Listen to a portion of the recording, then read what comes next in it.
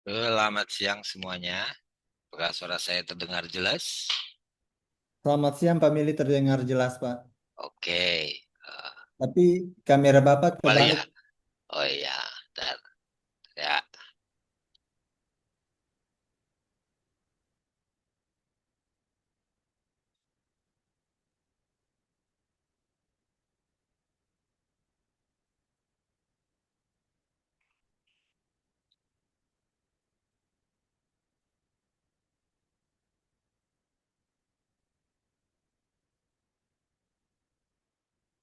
Oke, aman ya. Oke, selamat siang semuanya. Selamat siang kalau di sana sore mungkin ya. Selamat bertemu lagi dengan saya eh, di kuliah Geologi Dinamik. Kebetulan Pak Holid katanya ada rapat, jadi untuk siang ini saya akan mengisi di pertemuan minggu kedua kan ya. Pertemuan kedua. Eh, kita akan membahas tentang masih di teori-teori tentang bahwa bumi itu dinamis gitu kan. Sekarang kita akan fokuskan ke paleomagnetisme lah. Nanti akan kita lihat seperti apa.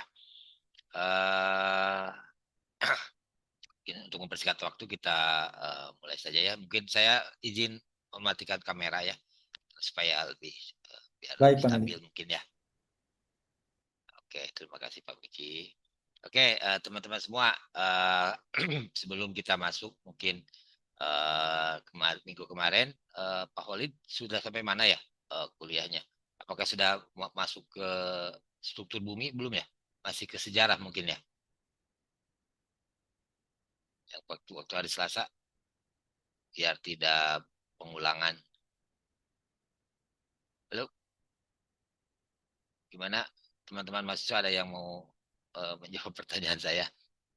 Masih ingat nggak kuliah Pak Holid kemarin hanya lebih banyak di sejarah ya? Tentang continental drift, tentang fiksis gitu kan ya? Iya, Pak. Udah sampai ke struktur bumi belum? Belum, Pak. Oke, berarti hari ini ya. Oke, mudah-mudahan kita keburu hari ini di 1 jam setengah ke depan, mungkin insya Allah mudah-mudahan kita akan membahas tentang bukti-bukti lain bahwa bumi ini harus dinamis, gitu kan ya. Uh, karena kemarin kan perkembangan sejarahnya bahwa awal mulanya ya mungkin uh, jangankan ilmuwan dulu, mungkin kita pun sekarang orang awam akan memandang bahwa bumi ini diam, kan ya, karena kita tahu nanti kita akan bicarakan juga di minggu-minggu ke depan tentang begitu lambatnya pergerakan dari lempeng gitu kan, paling cepat tuh hanya di sekitar 17 cm per nanti juga akan kita lihat salah satu yang paling cepat adalah pergerakan dari lempeng Pasifik kan ya, di sekitar 14 sampai 17 cm per tahun kan ya, jadi ya, pasti akan tidak terlalu terasa gitu kan ya. Jadi makanya mungkin menganggapnya fiksis. Jadi kemudian fenomena-fenomena alam, sedikit, sedikit mereview ya, di fenomena-fenomena alam yang terjadi kayak pegunungan, adanya samudra itu ya orang-orang fiksis mengeluarkan beberapa teori yang mungkin dirangkum dalam suatu teori yang kita sebut sebagai geosyncline. Jadi pergerakannya hanya vertikal saja. Itu kan berdasarkan apa namanya densitas. Katanya kemarin juga dari apa namanya isostasi kan ya sudah dibahas. Nah itu teori yang digunakan juga. Sebenarnya isostasi itu berlaku juga untuk kondisi sekarang gitu kan ya, karena itu emang itu penerapan dari ilmu fisika gitu kan ya, di mana yang densitasnya tinggi pasti akan lebih dalam gitu kan ya, yang sudah rendah akan lebih mengapung, itu kan suatu hal yang secara fisika memang berlaku gitu kan ya. Nah itu juga yang dijadikan sebagai dasar apa namanya uh, apa teori fiksis yaitu geosyncline gitu kan ya, dengan beberapa macam teori lah sudah dibahas sama Pak Khalid kemarin itu kan ya. Nah kemudian nah sebenarnya perkembangan dari tektonik fisik ini kemarin juga mungkin sudah dibahas adalah ketika awal mulanya adalah ketika kita sudah bisa membuat peta gitu kan ya. Saya lupa lagi siapa yang menemukan, yang memetakan bumi pada saat itu gitu kan ya, di awal-awal di pertengahan abad ke-20 kan ya, sehingga kita bisa menggambarkan gambaran bumi seperti inilah. Nah, kemudian ya tadi Wegener melihat ya utamanya adalah di sini kan ya, dia menganggap bahwa ini ada suatu kesamaan kan ya, ada suatu kesamaan ini kalau kita ya pakai kayak eh, puzzle gitu kan ya, kalau ini kita balikan kembali ke keadaan semula mungkin ini bisa bergabung. Nah itu dari mulai situ Wegener menganggap bahwa tidak mungkin fiksis gitu kan ya, ini harus dimenamis nih, makanya beliau mengumpulkan beberapa data gitu kan ya, yang membuktikan bahwa dulunya antara South Amerika dengan Afrika ini, atau Amerika lah, benua Amerika pada umumnya itu adalah bergabung gitu kan ya. Nah, kalau fiktif kan adanya danau segala macam itu maaf, samudra ini ya karena runtuhan kan ya. Menurut mereka runtuh gitu si kontinentalnya ini itu kan, sehingga oceanic muncul gitu kan ya. Itu agak banyak ditentang oleh orang-orang yang menganut dinamis pada saat itu gitu kan ya. Walaupun memang kelemahan dari kemarin juga sudah dibahas, kelemahan dari Wegener ini adalah sebenarnya di mekanisme. Karena makanya kenapa disebut continental drift, berarti kan drifting tuh. Drifting itu adalah pergerakan suatu benda padat di atas benda padat, itu kan ya. Ya kalau di keadaan sekarang kalian pernah dengar kan ya, mobil ngedrift gitu kan ya, bergeser secara paksa ya kan, ngedrift kan, itu suatu padat di atas padat tuh itu kan ya. Nah itu kan mekanisme untuk menggerakkan suatu benda padat itu kan ya, suatu di atas, apalagi dengan densitas yang tinggi di atas sesuatu yang padat, itu mekanisme yang diperlukan juga kan tidak energi gaya segala macam pasti sangat besar, sedangkan yang kita rasakan tidak ada energi sebesar itu kan pada saat ini, sehingga banyak ditentang. Jadi mentahnya continental drift pada saat itu adalah ya tadi mekanisme tadi. Makanya Wagner pun meninggal masih dalam di lapangan beliau. Itu masih mencari-cari data bagaimana cara memecahkan mekanisme terjadinya gimana ini bisa memisah gitu kan ya. Nah, seperti itu. Itu kira-kira perkembangan dari tektonik lempeng itu seperti itulah ya, dari gambaran peta seperti ini. Nah, nanti di pertemuan kali ini gitu kan ya, setelah kemarin kita membahas continental drift, maaf, kita akan membahas teori lain yang mendukung terjadinya bahwa bumi ini harus dinamis, sehingga muncullah teori tektonik lempeng ini gitu kan ya. Kemarin sudah kita bahas itu di tahun di awal 60-an baru kita revolusi lah, revolusi keilmuan bumi dari asalnya fiksis, setelah ditemukan bukti-bukti yang akan kita bahas kita ya. Kalau dari dari Wegener juga cukup banyak data kan ya, dari mulai batuannya itu ke litologi yang ada di sini pada umur yang sama itu ternyata ada kesamaan dengan litologi pada di sini gitu kan ya, sehingga dia bisa merekonstruksi tuh karena dari umur tadi dia bisa merekonstruksi uh, kondisi awal bumi kita yang kita sebut nantinya terdiri dari Pantalasa gitu kan ya, atau Tetis dan Pangea kan ya, seperti itu. Bukannya data-data segala macam. Nah, kemudian nanti akan didukung oleh data dari adanya teori sea floor spreading, bahwa ternyata lantai samudra itu mengalami spreading. Nah, itu yang akan kita bahas, apa aja data-data atau teori atau konsep-konsep yang mendukung ke arah sana, sehingga akhirnya muncullah teori tektonik lempeng ini. Ini sangat penting gitu, karena dengan teori tektonik lempeng gitu kan ya, itu kita bisa kenapa kita sangat penting di mengetahui tentang tektonik lempeng ini, karena semua kondisi alam, hampir semua kan, ada memang beberapa yang tidak bisa dijawab, tapi secara general itu bisa dijawab gitu kan ya, dengan teori tektonik lempeng. Itu ada vulkanisme gitu kan ya, nanti akan kita bahas. Mungkin kalian juga masih ingat, mudah-mudahan di ketika kuliah geologi fisik kan ya, bagaimana vulkanisme ada hubungannya dengan pemekaran lantai samudra juga, ada dengan subduksi gitu kan. Dan biasanya vulkanisme itu hampir semua gunung api itu adanya di batas lempeng kan ya. Itu akan kita bahas. Itu juga sudah dibuktikan sebenarnya di kuliah pertama kemarin kan ya, bagaimana vulkanisme hubungannya kemudian dengan kegempaan. Gempa juga biasanya hampir semua muncul di batas lempeng kan ya, gempa kemudian palung, adanya pegunungan lipatan segala macam kan ya. Itu semua hampir kalau kita coba cek di sini itu adanya adalah di batas-batas lempeng. Nah, seperti itu. Jadi itu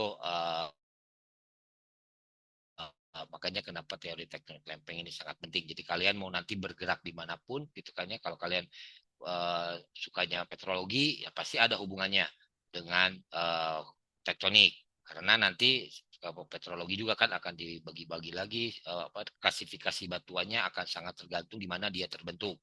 Dan di mana terbentuk kita tahu sendiri batuan beku itu kan berasal dari magma. Ternyata setiap tempat itu gitu kan ya magmanya berbeda-beda. Khususnya ada kita punya ya tadi magma yang dihasilkan di lantai samudra dengan atau di kerak samudra dengan di kerak benua ternyata berbeda gitu kan ya. Nah itu hanya bisa dijawab dengan tektonik lempeng. Di sedimen pun nanti seperti itu, bagaimana hubungan antara tektonik lempeng dengan pembentukan cekungan misalnya kan seperti itu. Kan ya, kalau vulkanisme sudah pasti, kegempaan pun seperti itu, berarti hubungannya dengan deformasi. Jadi kalau ada yang pengen di geologi struktur kan ya, tentang bagaimana pembentukan sesar lipatan tuh hampir semua juga munculnya adalah di daerah-daerah apa namanya batas lempeng. Makanya kalau kalian jalan-jalan ke Kalimantan, terus Kalimantan yang ke kondisi sekarang gitu kan ya, ya itu ternyata ya itu lapisan hampir semuanya datar-datar gitu kan. Yang kemarin juga di geologi fisika nih Grand Canyon karena memang di tengah-tengah dari lempeng benua kan ya, ya dia apa namanya kondisinya ya tidak terdeformasi, jarang kegempaan, tidak ada vulkanisme, gitu kan ya di tengah-tengah. Gitu. Nah nanti ada muncul ya, sesuatu hal memang yang tidak bisa kita jawab dengan tektonik lempeng gitu. Makanya kenapa tektonik lempeng masih dalam bentuk teori bukan hukum. Karena kan kalau hukum itu kalau sesuatu ilmiah gitu kan ya itu bisa menjadi hukum apabila bisa menjawab semua hal yang berlaku untuk segala tempat, segala waktu. Nah, tektonik lempeng itu ada beberapa yang tidak bisa dijawab. Ya tadi misalnya ada vulkanisme di tengah-tengah Afrika misalnya kan seperti itu. Kenapa bisa seperti itu atau Hawaii lah misalnya nanti. Gimana itu bisa muncul padahal bukan di batas lempeng. Nah, itu apa namanya memang ada fenomena-fenomena alam yang tidak bisa dijawab dengan tektonik lempeng. Makanya kita masih dalam tahapan teori itu kan yang belum hukum. Tapi hampir semua sebenarnya fenomena ini yang kita sebutkan di sini ini terjadi di alam kita. Apa namanya hanya dapat dijawab dengan tektonik lempeng gitu kan ya. Makanya sangat penting tektonik lempeng ini untuk kita. Nah, untuk mengerti tektonik lempeng, nah ini makanya di kuliah ini kita akan membahas tadi dari perkembangan kemarin, bukti-buktinya kan segala sesuatu tuh harus ada buktinya, buktinya seperti apa ya tadi kalau secara Wegener sudah membuktikan dengan data-data yang sangat akurat, data cuma tinggal mekanismenya. Nah, di pertemuan di sea floor spreading inilah kita bisa menentukan bagaimana mekanisme dari tektonik lempeng gitu kan ya yang akan kita bahas mungkin di pertemuan apa namanya keempat lah atau kelima ya di kelima lah. Jadi di pertemuan sampai pertemuan keempat kita hanya membahas tentang fakta-fakta lah, fakta-fakta yang mendukung bahwa bumi ini harus dinamis, bahwa tektonik lempeng ini berlaku gitu kan ya. Nah seperti itu. Nah, batasan umumnya ya teori tektonik lempeng adalah di bagian terluar gitu kan. Sebenarnya ini sudah kita bahas kan ya struktur bumi ini ketika kita membahas geologi fisik nanti di akhir perkuliahan kita gitu kan ya. Nah, bahasan namanya juga kan tektonik lempeng nih. Berarti yang akan menjadi objeknya adalah lempeng. Apa itu lempeng? Nah, ini lempeng itu kan sebenarnya secara struktur bumi dia adalah litosfer. Tapi karena tadi litosfer kita tahu sifatnya kalau kalian masih ingat adalah rigid. Rigid bergerak, makanya dia akan terpecah-pecah. Nah, setiap pecahan-pecahannya itulah yang kita sebut sebagai lempeng. Makanya disebut ada 10 lempeng kan ya, yang besar, kemudian beberapa yang pecahan-pecahan kecilnya. Itu sebenarnya litosfer kalau dari segi struktur bumi, dari segi komposisi, dari segi sifat fisikanya dia adalah litosfer. Tapi dia terpecah-pecah, nah setiap pecahannya itu pisisnya itu yang kita sebut sebagai lempeng. Makanya biasanya penamaan lempeng itu dinamakan berdasarkan apa namanya geografis gitu kan ya, ada lempeng Indo-Australia, ada lempeng Eurasia gitu kan. Berarti lempeng Eurasia satu lempeng tuh, berarti dia satu lempeng mempunyai batas-batas. Berarti kan yang namanya pecahan berarti akan ada batas kan ya, namanya juga pecahan. Kaca yang asalnya mungkin kita punya kaca 5 kali 5 meter, 1 meter kali 1 meter lah gitu kan ya, kan batasnya ya di terluarnya, tapi ketika itu pecah ya kan akhirnya kita mempunyai batas-batas kecil di dalam kaca tadi. Nah setiap pecahan itulah yang kita sebut sebagai lempeng, dan pasti kan setiap pecahan akan mempunyai batas. Nah makanya setiap lempeng itulah yang lempeng apa litosfer dikatakan sebagai lempeng apabila jelas batas-batasnya. Kayak batas Eurasia itu jelas dia dibandingkan dengan Indo-Australia. Kenapa Indo-Australia? Karena Indo-Australia itu memang satu lempeng, apa namanya kalau kita lihat di sini, kembali lagi, nah Indo-Australia kan ya, ini memang satu lempeng dia. Makanya nanti ada batas lempengnya di mana di sini, berarti nanti kurang lebih ada lempeng-lempeng kecil memang di sini. Jadi Australia bagian yang apa kontinentalnya, Indonya itu gitu kan, Indianya itu adalah bagian yang oseaniknya, gitu. Makanya disebut Indo-Australia, Eurasia depan. Nanti akan kita lihat lah di akhir perkuliahan. Nah itu ya, ini sedikit teori tentang. Jadi fokusnya adalah di lempeng. Lempeng adalah bagian litosfer yang merupakan bagian terluar kulit bumi. Nanti kita akan coba ingat-ingat lagi apa perbedaan dari litosfer, apa perbedaan dari kerak, gitu kan ya. Nanti akan kita lihat strukturnya seperti apa. Itu kan ya. Sebenarnya itu di geologi fisik sudah kita bahas. Nah ini mungkin sedikit lagi apa mengingatkan lagi kuliah kemarin. Jadi teori teknik lempeng adalah tadi teori gabungan atau kesatuan dalam geologi yang mempengaruhi kehidupan manusia. Makanya karena teori ini menjelaskan di mana dan kenapa gitu kan ya terjadinya tadi bencana alam, gempa bumi, letusan gunung api, gitu kan ya, tsunami. Selain itu juga teori ini juga akan menjelaskan pembentukan dan distribusi apa namanya sumber daya alam. Kenapa? Makanya kenapa teori teknik ini sangat penting. Nah, nanti apa ya tadi fokusnya adalah di lempengnya itu, lempeng ada batas. Nah, biasanya fokus yang difokuskan lagi adalah bagaimana fenomena di batas lempeng tersebut. Karena kalau di tengah-tengah lempeng seperti ini, misalkan ya ternyata ya stabil-stabil aja, tidak akan ada gempa biasanya, nggak akan ada vulkanisme. Nah, yang banyak terjadi fenomena itu adalah di batas lempeng ini. Makanya di batas-batas lempeng ini akan terjadi banyak fenomena-fenomena alam. Nah, makanya yang akan kita bahas kebanyakan di teori tektonik lempeng ini difokuskan pada bagaimana sifat-sifat dari setiap interaksi antar lempeng. Kan ya nanti akan kita lihat kan ya, kalian masih ingat ada subduksi yang saling mendekat, ada yang saling menjauh, ada yang saling bergeser.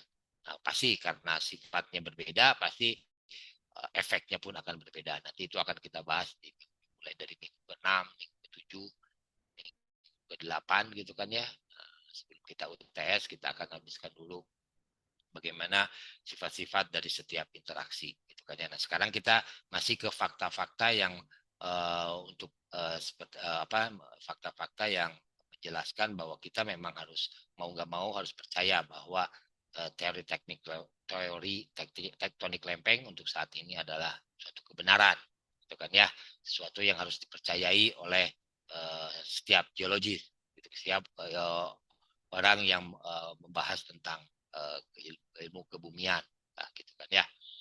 Oke, itu ya. Nah ini sedikit mengingatkan saja kan kelihatan ya. Ini adalah apa namanya rekonstruksi lempeng dari Wegener. Kelihatan kalau kalian nanti di kuliah-kuliah terakhir setelah UAS kita akan membahas tentang bagaimana evolusi dari lempeng kita ini tidak terjauh beda ternyata kan ya dengan apa yang dihipotesiskan oleh Wegener. sama hampir mirip gitu kan ya, dari mulai ini digabung-gabungkan segala macam ya, memang seperti itu akhirnya terkenalah apa yang diistilah dengan Pangea. Jadi istilah Pangea itu memang istilah yang sudah muncul dari pada saat continental drift ini muncul teorinya gitu kan ya, di akhir-akhir continental drift gitu kan ya. Nah, seperti ini. Jadi kita punya Pangea, kita punya satu samudra, berarti kan ya kita punya satu oseanik, kita punya satu benua. Benuanya kita sebut sebagai apa namanya, sebagai Pangea, sedangkan apa namanya, samudranya kita sebut sebagai, ada yang sebut Tetis di sebelah timur dan Pantalasa yang di sebelah baratnya, kan ya, seperti itu. Nah, seperti disebutkan di sini mungkin ya, jadi teori teknik lempeng ini adalah menggabungkan antara teori dari continental drift dan continental seafloor spreading. Nah tadi kan kalau Wegener kan nggak ngerti belum menemukan nih gimana caranya bisa gabung segala macam. Nah ternyata ini bisa kita, faktanya akan kita lihat bahwa ada yang namanya ya tadi dengan mekanisme dari seafloor spreading.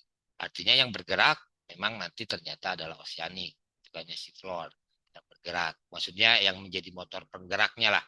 Jadi si benua lama hanya ikut-ikut bergerak aja dia, gitu kan ya, yang mengikuti dari pergerakan dari oceanic, gitu kan ya. Nanti akan kita lihat ya, gitu kan ya. Nah, ini mekanisme mungkin sudah dibahas juga kemarin dari content data driving lah. Kelihatan kan ya di sini kita punya oceanic atau kita sebut sebagai, kalau teori dulu adalah SIMA gitu kan, karena memang apa namanya, oceanic ini didominasi oleh silika dan magnesium kan ya. Kemudian kontinental yang lebih ringan itu adalah kita sebut sebagai Sial, ya, silika dan aluminium dominasinya.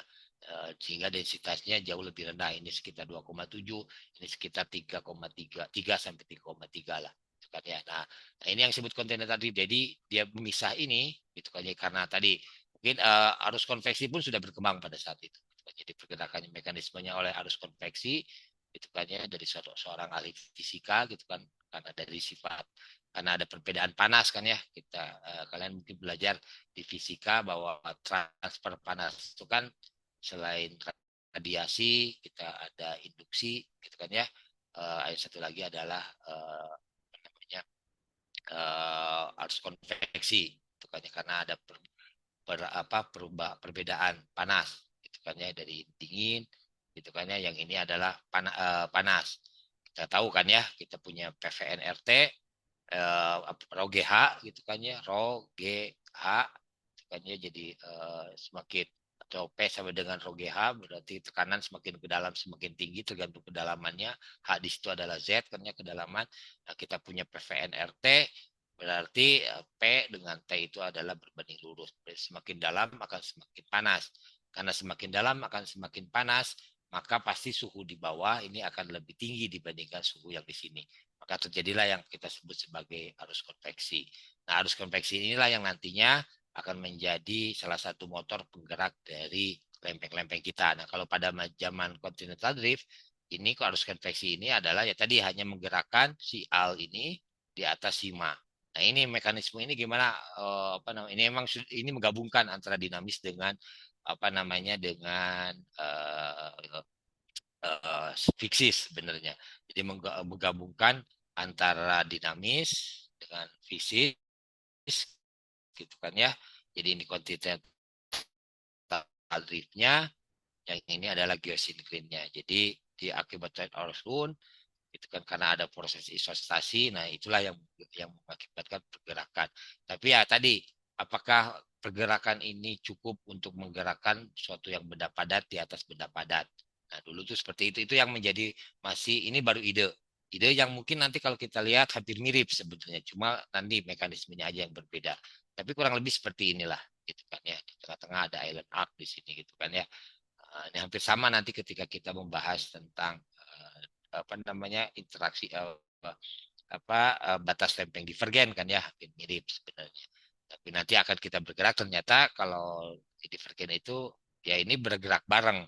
Kalau ini bergerak di atas ini. Si A bergerak, kalau ini simanya hampir sama kan ya, tidak berubah tuh. Akibat konveksi terjadi perubahan naik turun gitu aja gitu kan ya.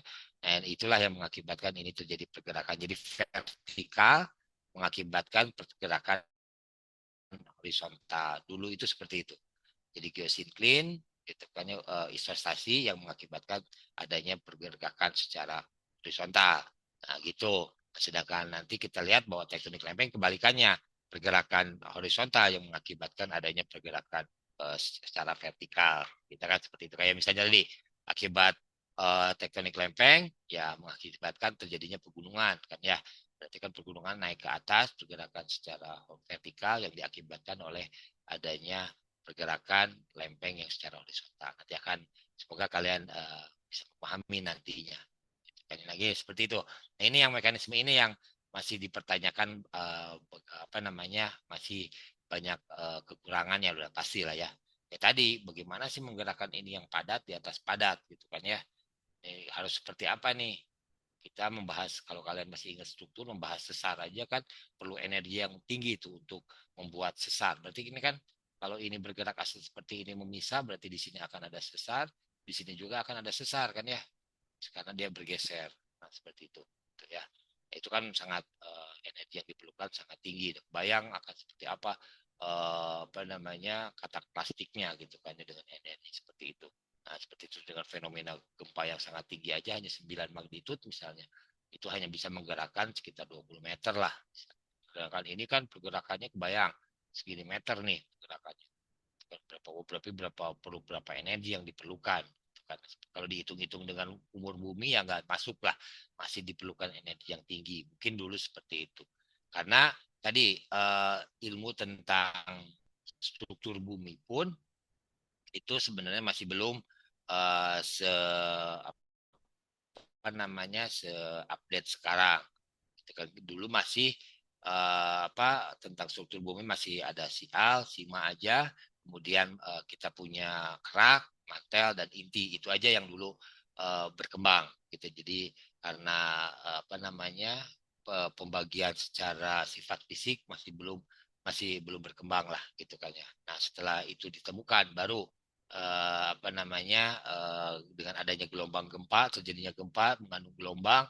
Nah gelombang itulah yang kemudian digunakan untuk mengetahui bagaimana struktur dari bumi kita gitu kan ya. Yang akan kita lihat itu sebenarnya awalnya ya dari kegempaan karena makanya seismik gelombang seismik adalah gelombang gempa karena gelombang gempa sistemnya adalah mekanismenya seismik lah seperti itu. Nah ini jadi teori inilah teori terjadinya deep floor spreading ini yang menjadi pendukung lateral drip sehingga lahirlah sekarang kita ada fakta pada kuliah hari ini kita akan mempelajari akan memahami bagaimana fakta-fakta bahwa ini itu terjadi ini kemudian harus konveksi muncul magma ke atas permukaan kemudian menghasilkan divergen menghasilkan apa namanya floor lantai samudra baru yang kemudian terus bergerak. Nah, fakta apa aja yang didapatkan data-data apa sehingga muncul apa namanya teori tentang ocean apa namanya sea floor spreading ini di mana ocean widening gitu kan ya sepanjang mid ocean ridge berarti akan ada pusatnya akan ada ini.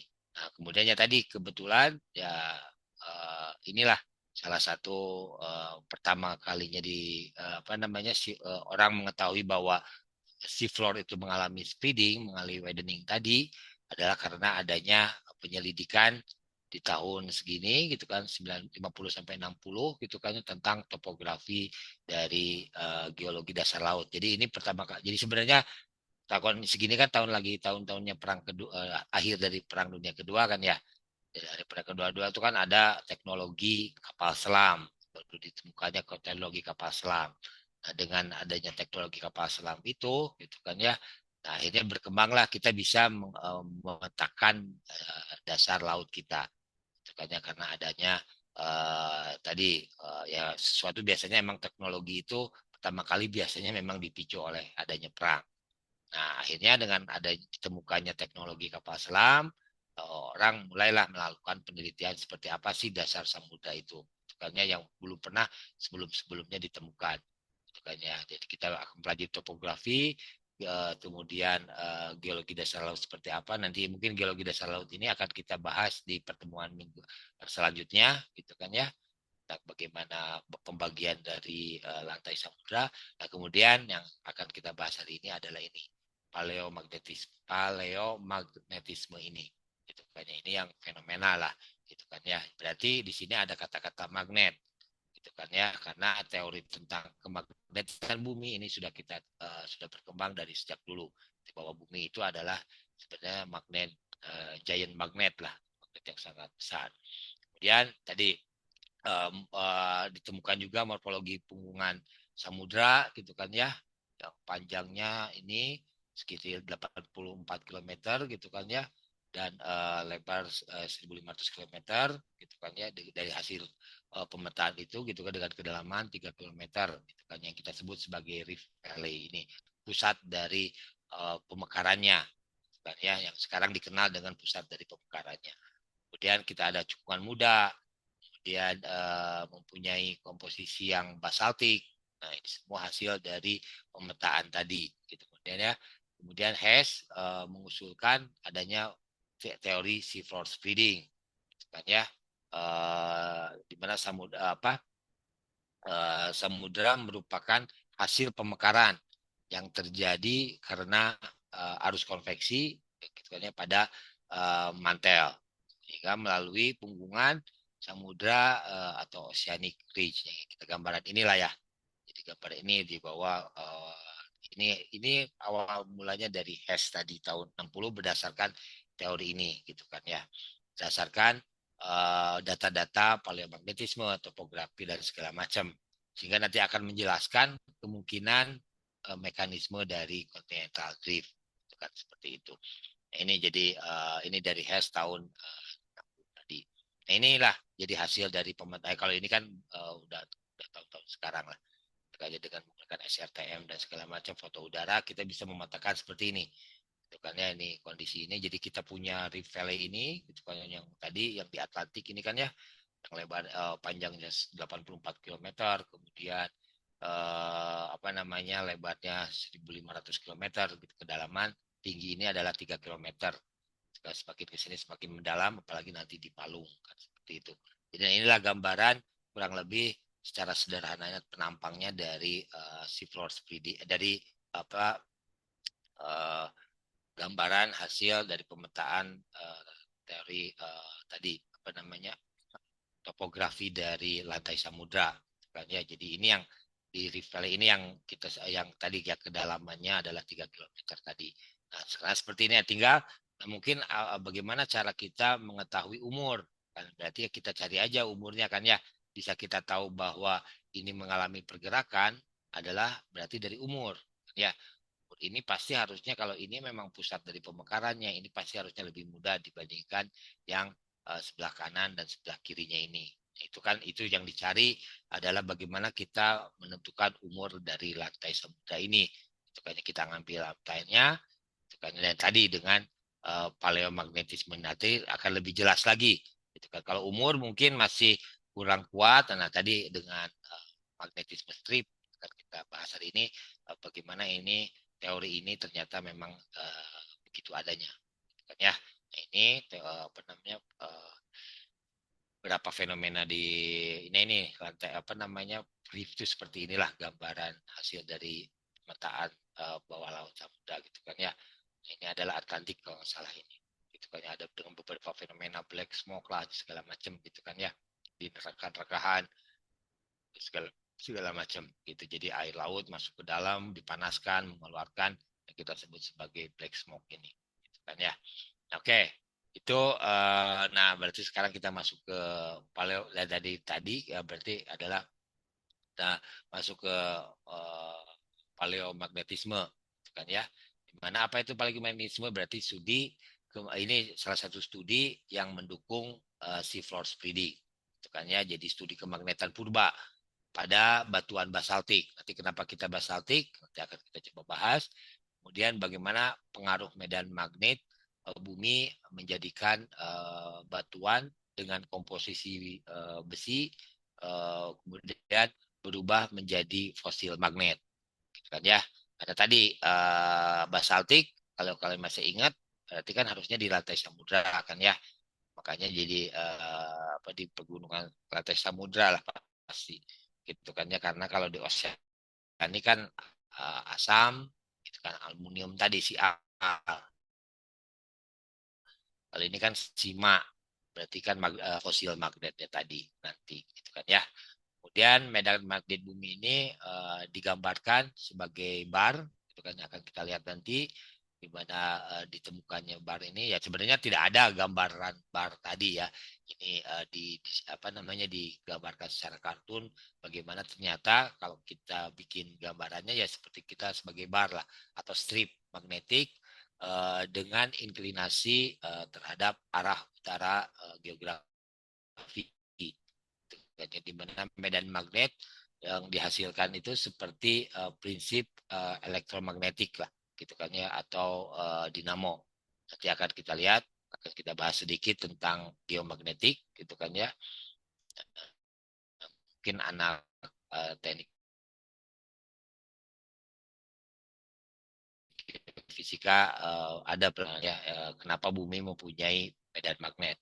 Kemudian studi magnetik juga menunjukkan apa namanya bahwa berbagai batuan itu mengikuti pola yang tetap.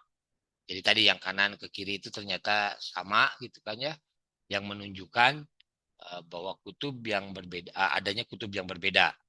Ini tidak mungkin dijelaskan dengan beberapa medan magnet yang berbeda. Ya, ini seperti itu. Jadi nanti akan kita lihat gitu kan ya. Kemudian hal ini menyimpulkan bahwa hanya ada satu medan magnet. Jadi gini maksudnya. Jadi ini ada strip nih. Ada strip-strip ini. Apakah ini dihasilkan oleh beberapa medan magnet bumi itu? Apakah memiliki medan magnet yang berbeda-beda sehingga menghasilkan tadi bar tadi, strip tadi, gitu kan ya? Atau atau seperti apa? Tapi kalau misalnya medan magnet bumi berbeda-beda, itu suatu hal yang tidak mungkin. Intinya adalah seperti itu. Ini tidak mungkin. Ini ada beberapa strip ditemukan jadi ada medan magnet apa namanya? Ada arah dari magnet yang terjadi perubahan arah gitu kan ya dari kutub magnet. Apakah ini dihasilkan oleh dua kutub magnet yang berbeda gitu kan ya, dua atau lebih atau seperti apa gitu. Karena kalau lebih itu tidak mungkin. Gitu kan. Ini pasti harusnya ada satu gitu kan ya. Hanya ada satu medan magnet. Karena kalau beberapa medan magnet udah pasti kacau lah bumi kita itu kan ya. Nah, seperti itu. Nah, makanya harus ada satu medan magnet yang tetap gitu kan ya. Sementara kontinen bergerak mengikuti pola yang ada gitu kan ya. Jadi harus ada satu medan magnet yang ya, tetap seperti itu medan magnetnya, tetap aja posisinya di sana gitu kan ya. Yang berbeda aja nanti adalah arah gitu kan ya, arah dari kutub utara dan kutub selatannya. Nah, karena ini teorinya adalah seperti ini. Dari dulu sampai sekarang ya seperti ini teorinya. Gitu kan ya. Jadi bahwa kita bumi ini adalah suatu medan magnet raksasa gitu kan, magnet raksasa. Nah, kalau sekarang ditemukan adalah ya kutub utara bumi geografis itu hampir searah dengan kutub utara dari magnet. Di mana ya ini putih ini kan selatan, jadi bergeraknya seperti itu tuh. Makanya dari selatan yang putih selatan ini bergerak secara vertikal gitu kan ya, kemudian masuk ini sebagai utara. Jadi ini utara, ini selatan. Kondisi sekarang kalau kalian main-main magnet gitu kan ya, kan ada dua kutub kan ya, gitu ya, orang mesti bilangnya positif negatif gitu kan, atau utara dan selatan, pasti utara akan mengarah ke utara, selatan akan mengarah selatan, dan biasanya adalah dalam bentuk dan magnetnya bentuknya adalah vertikal. Kemudian mulai mempunyai sudut adalah ketika dia apa namanya mendekati kutubnya gitu kan ya. Ini nah, seperti inilah beberapa fenomena dari kemagnetan bumi kita yang sekarang gitu kan ya, bahwa sumbu batang magnet tersebut tapi bertepatan tadi kan ya, Jadi utara magnet sekarang ini, nah ini yang kita sebut sebagai kondisi normal. Sukanya adalah ketika kutub utara magnet sama hampir searah dengan kutub utara dari bumi. Kan ya. Pada titik proyeksi garis sumbu magnet ini atau sumbu geomagnetik itu dan permukaan bumi merupakan kutub magnetik. Jadi yang ya ini kan nggak ada di sini. Nah, proyeksinya kutub magnet ini apa? Proyeksinya ke geomagnetik di permukaan bumi ini yang kita sebut sebagai kutub.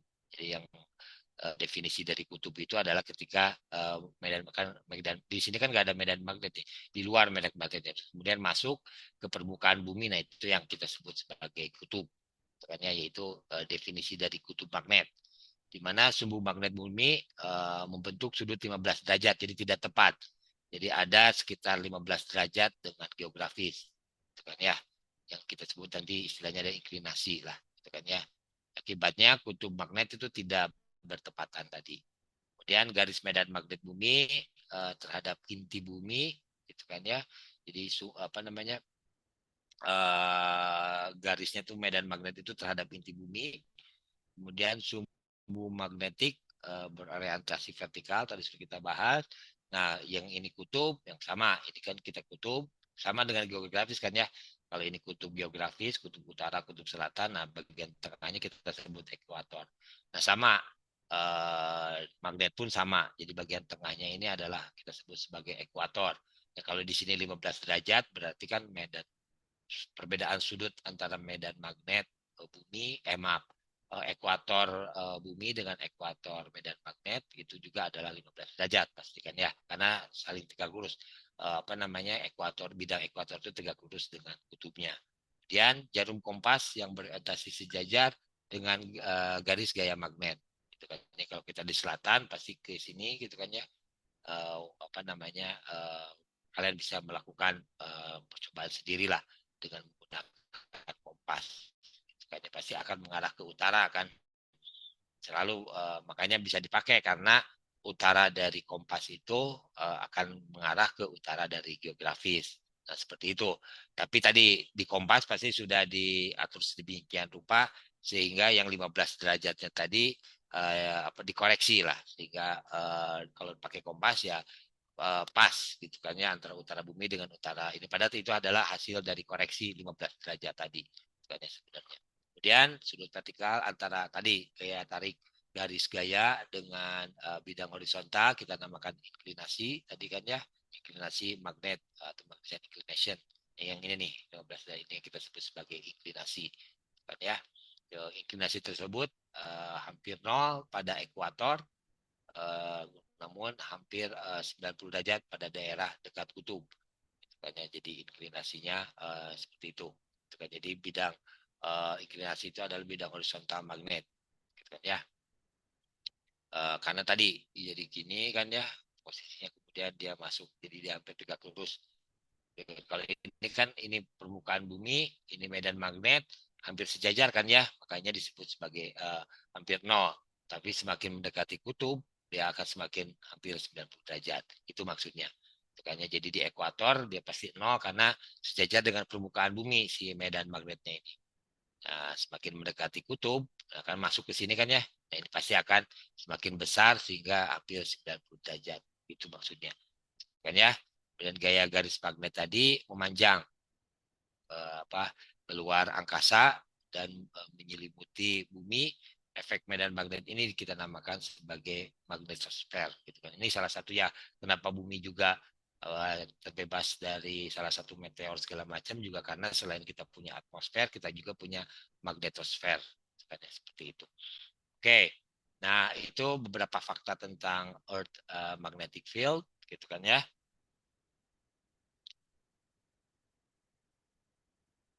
Oke, kemudian magnetisme bumi ini biasa dijelaskan dengan teori dinamo. Jadi kenapa sih bumi punya magnet?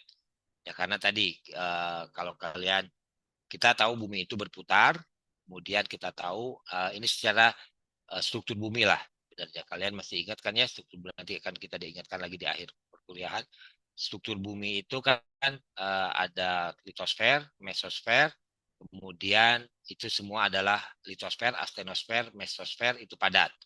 Nah, gitu kan ya, karena nanti akan kita lihat. Nah, sedangkan inti luar itu cair, air. Jadi beda antara viskos dengan cair. Ini benar-benar kayak air lah, tapi air mengandung besi. Itu kayaknya karena kita tahu inti itu kebanyakan adalah unsurnya adalah besi dan nikel. Jadi besi lah. Nah, besi, kemudian inti dalamnya juga adalah padat lagi, besi padat. Jadi kita punya cairan di inti luar itu kan yang diapit oleh dua padatan, di mana unsur-unsur yang ada pun berbeda-beda. Kemudian kita tahu bahwa bumi itu berputar kan ya. Nah, pasti ketika berputar antara padatan, antara yang viskos itu yang kental, kayak magma gitu kan ya. Kemudian yang benar-benar padat, padat hampir hampir diam. Nah, kemudian kita punya cair, pasti kecepatannya akan lebih cepat kan ya. Jadi coba aja kalian percobaan. Antara di bawahnya padat, kemudian ada air, dan di atasnya kalian kasih yang lebih kental. Kalian putar-putar lah. Itu kan ya, pakai gelas, ini segala macam. Tapi pasti putaran cair itu pasti akan lebih cepat dibandingkan yang padatan. Nah, akibat dari perbedaan kecepatan itulah menghasilkan listrik. Gitu kan ya. Nah, seperti dinamo aja. Nah, listrik itu ya nantinya aktivitas arus listrik itu disebut yang membentuk adanya medan magnet. Kan kita bisa buat ya, dulu di fisika pernah kita membuat magnet dari listrik kan ya. Nah, seperti itu. Nah, itu jadi ya, arus listrik itulah yang mengakibatkan bahwa bumi mempunyai kemagnetan. Ini kurang lebih itulah teori dari kenapa bumi mempunyai medan magnet. Itu kan ya. Salah satu penemuan yang penting dari medan magnet itu adalah ya tadi, ternyata medan magnet bumi itu gitu kan ya mengalami perubahan medan kutub. Jadi posisi kutubnya ternyata berubah. Nah, itu yang ditemukan di seafloor 3D. Kenapa harus di seafloor tadi? Karena sudah kita bahas ternyata terekam. Jadi medan magnet itu intinya adalah ternyata terekam. Terekam oleh batuan yang pasti mengandung magnet kan ya. Kan kalian bisa bikin magnet dari besi, kalian bisa bikin magnet kan ya dengan cara menggosok-gosokkan lah segala macam. Itu pernah kita juga di fisika. Jadi asalnya besi non magnet, kemudian kita gesek-gesekkan dekatkan dengan magnet. Nah, akhirnya besi kita bisa mengandung magnet tuh, bisa jadi magnet sementara. Memang biasanya sementara kalau di permukaan kan ya, beda dengan kalau magnet itu kan magnesium. Tapi kalau kita itu bisa tadi ternyata seperti jadi bisa merekam ternyata batuan. Makanya kenapa disebut sebagai paleomagnetisme atau fosil magnet, atau yang kita sebut sebagai tadi magnetik purba tadi. Nah, dari situ diteliti gitu kan ya. Tapi tadi berarti batuannya harus yang mengandung sesuatu yang bisa dipengaruhi oleh medan magnet tadi. Jadi ada beberapa, ada sebagian di batuan sedimen, tapi kebanyakannya adalah di batuan beku yang mengandung yang basaltik tadi, karena basaltik berarti kan sima kan ya, silika dan magnesium gitu kan. Nah, oksida besi yang mengandung magnesium lah nanti. Ya, kemudian, nah itu ternyata ada perbedaan medan magnet ditemukan, gitu kan ya. Itu yang nantinya akan menjadi cikal bakal bahwa seafloor itu mengalami pergerakan, gitu kan ya. Nah, namun dengan posisi sumbu magnet yang tidak berubah. Jadi artinya ya tetap seperti itu, yang berubah adalah arahnya. Jadi berarti kalau kalian lihat seperti ini, kalau sekarang kan normalnya utara dengan utara, nanti ada istilahnya reverse. Itu adalah ketika ada pada umur tertentu di bumi kita yang terekam oleh batuan, selatannya yang berimpit dengan utara. Jadi kalau misalnya kita mengalami kondisi seperti itu, pasti kompas kita harus dikoreksi lagi sehingga supaya tadi, karena kalau kompas pasti akan sekarang ini memanfaatkan medan magnet kan ya. Cara kebetulan utaranya dengan utara berarti pas. Tapi kalau nanti berubah berarti kalau menggunakan kompas yang lama pasti akan terjadi perubahan apa namanya arah. Jadi yang asalnya mungkin ini seperti ini nih, kalau kita lihat ini merah, nah kalau terjadi itu kan kebalikan jadinya, caranya ke sini, jadi dan bergeraknya ke sini berarti nanti. Nah itu ternyata itu terekam, gitu kan. Itu faktanya yang ditemukan di lapangan di floor spreading di batuan basaltik gitu kan ya. Yang berubah. Nah inilah fenomena tersebut dinamakan sebagai perubahan medan kutub magnet atau kita sebut sebagai magnetic polarity reversal. Nah sebenarnya seperti apa, kenapa bisa berubah? Nah itu sebenarnya masih jadi perdebatan juga, belum ada teori yang pasti untuk mengetahui putaran bumi artinya mengalami perubahan kecepatan. Orang salah satunya adalah ke sana. Jadi ada perubahan kecepatan jadi asalnya melemah dulu dan magnetnya. Nah, ketika melemah itu atau putaran melemah, berarti kan dinamo melemah kan ya. Berarti arus listrik berlemah. Nah, pada saat itulah terjadi flip. Katanya sih seperti itu. Itu kan ya, ini masih teori karena alhamdulillah kita tidak mengalami kondisi seperti itu ya. Kita nggak tahu apa yang terjadi. Itu kan ya. Mungkin HP segala macam udah pasti berantakan lah, internet wah segala macam lah jika terjadinya flip tadi gitu kan ya. Nah, seperti itu ya, mudah-mudahan kita tidak mengalami kondisi ketika kita harus flip dari utara ke selatan, dari normal ke reverse. Tapi teorinya kurang lebih adalah seperti itu katanya. Jadi ada perubahan kecepatan dari bergerak rotasi bumi gitu kan ya. Ya itu pasti terjadinya ya pasti secara alam raya pasti kan ya. Tidak mungkin hanya bumi saja juga yang terjadi seperti itu. Kemudian kemudian pembalikan lah, terjadilah pembalikan dimulai ketika gaya dari medan geomagnetik tadi melemah gitu kan ya. Nah, ini berarti kan kalau ini melemah, arus listrik melemah, nah, orangnya ke sana gitu.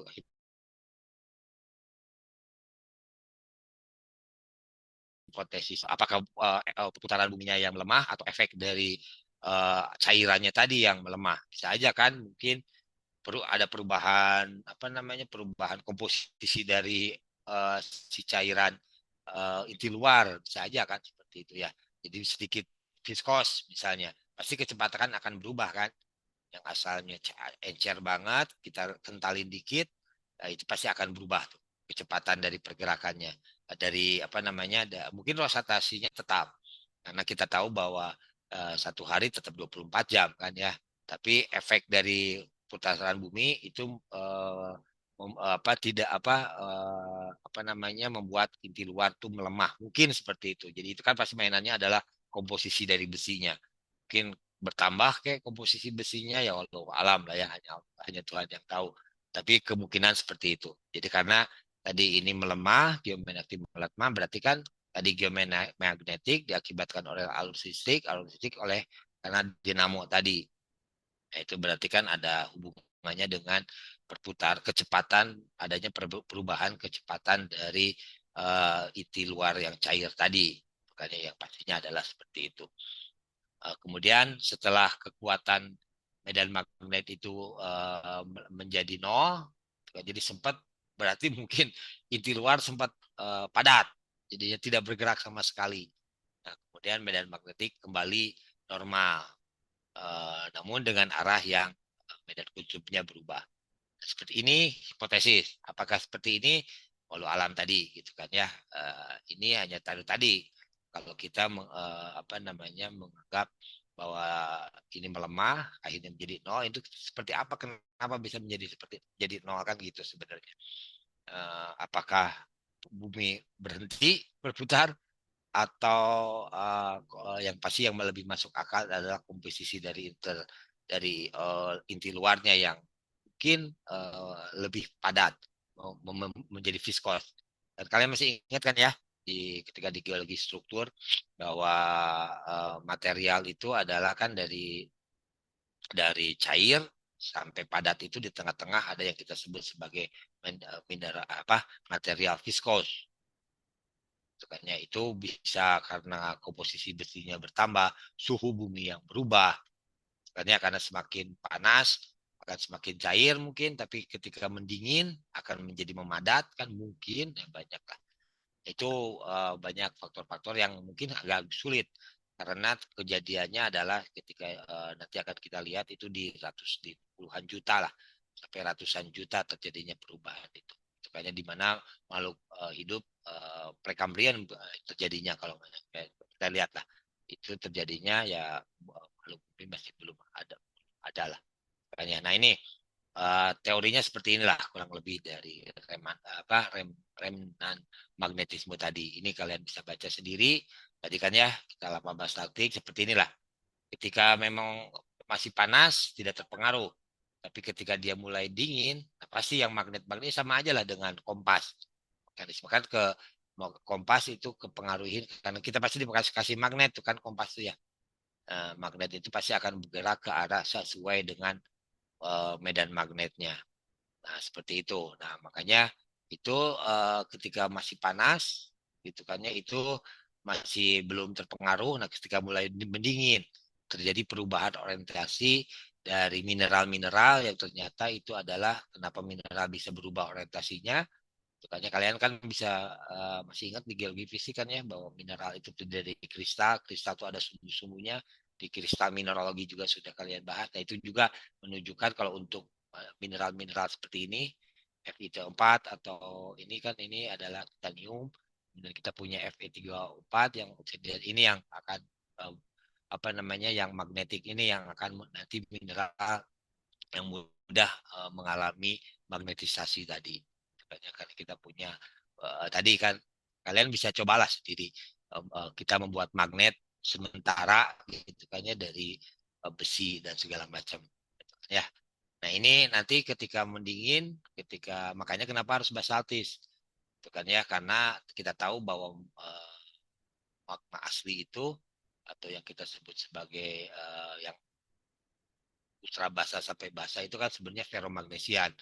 Itu kan ya disebutnya juga sebagai mineral ferromagnesian, olivin, apa namanya peridotit dan segala macam itu pasti banyak mengandung besi oksida besi ini dan sedikit badan magnesium yang dapat dimagnetisasi. Dan nanti ini mempunyai arah kristal, punya mineral, punya arah kristal. Kristal itu juga menunjukkan dari sumbu sumbu magnetisme dari apa namanya mineral tersebut. Sehingga ketika dia mulai mendingin, gitu kan ya suhu turun atau disebut sebagai titik kuri ini di poin segini. Nah, inilah dia baru terpengaruh, dia akan menunjukkan ke arah tertentu, ke arah medan magnet, utara ke arah utara, selatan ke arah selatan. Nah, gitu, kurang lebih terekam lah, gitu kan ya. Itu yang kita sebut sebagai. Nah, karena kristalisasi magnetis itu kan dipengaruhi oleh medan magnet tadi, bumi, maka sifat magnet pada mineral diasumsikan memiliki arah sejajar gitu kan ya dengan garis gaya medan magnet bumi. Berarti kan kalau kita balik lagi ke sini ya berarti kalau di arah ekuator akan seperti ini kan ya arahnya. Kalau di sini akan seperti ini, akan seperti ini. Nah, ketika di kutub pasti akan tegak lurus. Itu arahnya akan berbeda. Jadi kita pun harus tahu di mana posisi dari mineral tersebut. Itu kan ya, karena akan mengikuti dari medan magnet. Nah, medan magnet bumi kan uh, adalah seperti ini nih. Kan ya hampir 90 derajat di daerah ekuator, kemudian hampir 90 derajat di daerah kutub.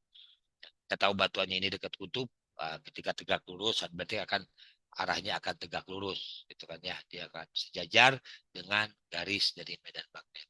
Berarti posisinya akan berbeda antara ekuator dengan yang di daerah dekat kutub magnetnya, gitu kan ya. Kemudian pendinginan selanjutnya membentuk sifat magnet yang permanen. Nah, setelah membeku kan, mendingin membeku diam, nah, udah permanen. Bukan ya, atau thermal remnant magnetisme tadi, permanen. Ya, pada batuan dan berperan sebagai perekam medan magnet bumi saat magnet itu mendingin. Nah, gitu kan. Jadi ini kan sebagai koreksi. Jadi muncul panas, makin menjauh sedikit, dia dingin, nah disitulah dia terekam. Gitu kan ya. Nah, sifat magnetisme yang diperoleh oleh batuan itu yang merekam medan magnet bumi itu kita dinamakan sebagai paleomagnetik gitu kan ya. Di teori inilah yang kita sebut sebagai paleomagnetik gitu kan ya atau ya tadi karena kita punya fosil magnet gitu kan ya. Nah, dalam studi magnet ini kalian bisa batuan beku gitu kan ya. Contohnya adalah batuan yang diambil atau diukur orientasinya, ini caranya gitu kan ya, geografisnya seperti apa. Kemudian batuan tersebut ditempatkan pada alat pengukur arah, gitu kan ya, intensitas magnetisme dan inklinasi sumbu segala macam. Nah ini geomagnetik lah, jadi geomagnetik lah kita sebut sebagai pakai alatnya adalah magnetometer. Bayangkan ya, mudah-mudahan kalian mengerti. Gitu kan ya. Jadi kita punya asalnya kan kalian makanya harus ingat harus mengingat-ingat lagi geologi fisik kalian bagaimana pembentukan dari batuan. Makanya dari magma yang membeku kan ya, mau membeku. Nah, khususnya di basaltik yang ferromagnesian itu akan terjadi magnetisasi, kemudian akan terpengaruhi medan magnetnya karena dia pasti akan mengikuti akan selalu sejajar dengan diasumsikan sejajar dengan magnet apa namanya dengan medan magnet bumi. Nah, kemudian membeku jadi permanen. Dan disitulah apa nah akhirnya kita ketahuan arahnya dengan menggunakan ini metodenya, itu kan ya dengan magnetometer ini, gitu kan ya orang-orang teknik geofisika dengan ahli geomagnetiknya mungkin lebih mengerti lah seperti itu kondisi. Tapi kebayang lah ya dengan alat ini bisa kita tahu oh ini arahnya sekarang seperti apa, arahnya seperti apa, itu kan ya dengan magnetometer tadi. Ada dua jenis paleomagnetisme tadi kan ya, yaitu magnetisme permanen yang didapatkan pada hidrogenik mineral ya tadi ya seperti tadi itu kan ya yang berkembang dari pengendapan kimia. Jadi itu dari batuan beku juga bisa dari batuan sedimen. Itu kan ya kalau batuan sedimen ada yang permanen, ada yang sementara. Itu kan ya misalnya yang permanennya adalah tadi sama juga. Jadi untuk batuan sedimen pasti batuan sedimennya yang kristalin lah. Makanya yang kristalin itu kebanyakan pengendapannya adalah secara kimia kan ya. Jadi kan kalian juga masih ingat sedimen, ada klastik, ada yang kimiawi. Nah kimiawi itu biasanya menghasilkan batuan sedimen yang semennya itu adalah berupa kristal, kristal kan ya, chemical precipitation ini. Nah ini beberapa cara ya kita cepat saja di sini. Pokoknya tadi ada bisa dari batuan beku tadi basaltik atau juga bisa kita ukur dari batuan sedimen. Jadi berarti sedimennya tadi pasti harus mengandung juga mineral-mineral yang dapat termagnetisasi, gitu kan ya. Nah, ya ada secara kimia, gitu kan ya. Atau jenis lainnya adalah yang detritus. Jadi ada kimia, ini permanen kalau ini. Itu kan ya, sama aja dengan batuan beku tadi, gitu kan ya. Jadi yang hasil presitipasi kimia kemudian mengkristal, gitu kan ya permanen. Karena kan tadi harus kalau panas malah tidak terpengaruhi, tapi kalau sedikit suhunya di bawah suhu Curie tadi dia akan terpengaruhi. Jadi kemudian ataupun dengan yang detritus. Kalau ini biasanya sementara sifatnya. Itu kan ya, jadi pada batuan sedimen yang mungkin tapi ya berarti tadi sedimen yang uh, butirannya itu detritusnya itu berasal dari batuan-batuan basaltis pastikan ya. Jadi yang mengalami pelapukan mekanis, hancur, terendapkan. Nah, pada saat diendapan itu juga dia akan arah dari butirannya itu juga bisa mengarah kepada arah dari sumbunya. Gitu. Tapi syaratnya tadi berarti detritusnya pun harus yang mengandung mineral-mineral yang dapat termagnetisasi tadi, gitu kan ya. Uh, kan memiliki sumbu magnet yang gambarannya seperti inilah. Itu kan ya. Jadi ini misalnya magnet apa namanya kita punya air nih unconsolidated, nah ini yang consolidated apa namanya sedimennya. Jadi air mengandung air kemudian ngacak asalnya kan ya. Kemudian kita punya medan magnet seperti ini kan misalnya kan ya magnetik ini kemudian dia akan mengikuti ini. Nah, seperti ini jadi sumbu. Jadi kita tahu bahwa sumbunya ini mana utaranya bumi, mana utara selatan bumi. Nah, dari situ kita bisa tahu mana apakah dia normal sedimen ini atau uh, produk yang dulu yang tidak normal ininya. Interaction dari geomagnetik. Nah, seperti ini. Ini kalau sedimen, nah kalau batuan beku contohnya inilah. Kalian bisa lihat kan ya. Nah, jadi nanti akan terjadi ternyata flip kalau di sini gitu kan ya. Yang ini kondisi awal saya ke arah sini gitu kan ya. Kemudian ternyata kita punya endapan lava batuan ini yang ke arah sini. Berarti kan di sini ada strip-strip ini. Ini yang kita sebut. Jadi yang disebut normal gitu kan ya. Itu tadi ketika utara bumi sama dengan utara dari magnet. Nah, seperti ini. Gitu kan ya. Dan misalnya ini normalnya seperti ini. Kemudian suatu saat dibekukan material seperti ini. Berarti ini reverse. Berarti reverse juga. Gitu kan ya. Kemudian di sini normal lagi. Nah kan dari sini akhirnya kita bisa tahu kan ya. Ini umurnya apa, ini umurnya apa. Nah, dari ketika kita tahu ini umurnya apa, berarti dari umur mulai umur paling bawah sampai paling atas. Nah, disitulah berarti kondisi ketika magnet normal. Dan yang ini berarti tidak normal, kita tahu umurnya, berarti kita bisa menyusun stratigrafi kemagnetan. Ya, jadi normal, jadi hanya normal, tidak normal, tidak normal, normal lagi, gitu kan ya. Nah, ini bisa kita susun stratigrafinya, nanti akan kita lihat prosesnya seperti apa. Nah, seperti inilah, gitu kan ya. Nah, ini kan apa namanya kalian hampir sama lah, gitu kan ya. Ini utara, selatan. Jadi biasanya ini nih. Dan awalnya adalah seperti ini berarti ini kondisi normal, gitu kan ya. Kemudian membalik. Nah, ada sesuatu yang membalik, gitu kan ya di sini tuh balik. Ini kan endapan basal pertama, kemudian yang kedua, seperti terus. Akhirnya kita bisa membuat stratigrafi seperti itu akan kita lihat lah. Itu kan ya. Nah, teori ini akhirnya bisa dipakai paleomagnetisme ini untuk membuktikan bahwa terjadinya silver speeding. Jadi berarti kan tadi kita punya umur, kita punya arah. Nah, kemudian diceklah oleh orang-orang ahli magnetan ini apakah sepanjang dari si floor spreading ini apakah ada perubahan arah karena ini kan pasti batuannya ada basaltis. Nah, seperti itulah gitu kan. Berarti ini pusatnya nih. Gitu kan ini pusatnya, yang ini berarti semakin jauh dari pusat pasti akan semakin tua. Kalau hipotesisnya adalah bahwa si floor ini mengalami spreading bukan fiksis. Kalau fiksis kan kemarin ini roboh aja gitu kan ya.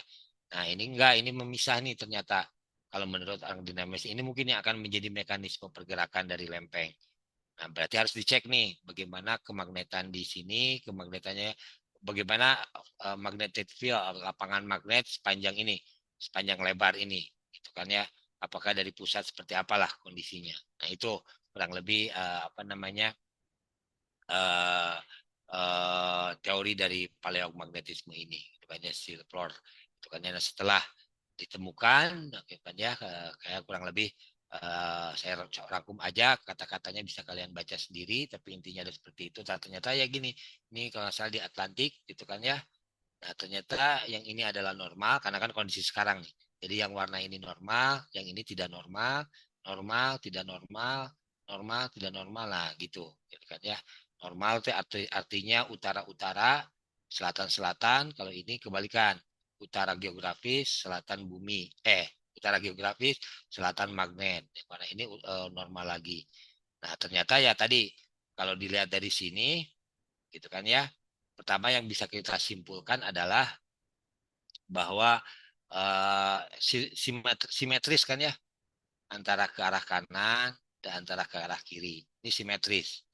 Itu yang fakta pertama yang bisa kita apa namanya tinggalkan ini kita hitung ini umurnya apa kan kita bisa dengan di apa namanya di skala waktu geologi gitu kan ya ada umur karena ini batuan beku berarti kita bisa radioaktif kan ya umur absolut itu kan kita bisa ngukur nih umurnya apa, umurnya apa, umurnya apa. Nah, berarti pada saat ini umurnya normal, ini tidak normal.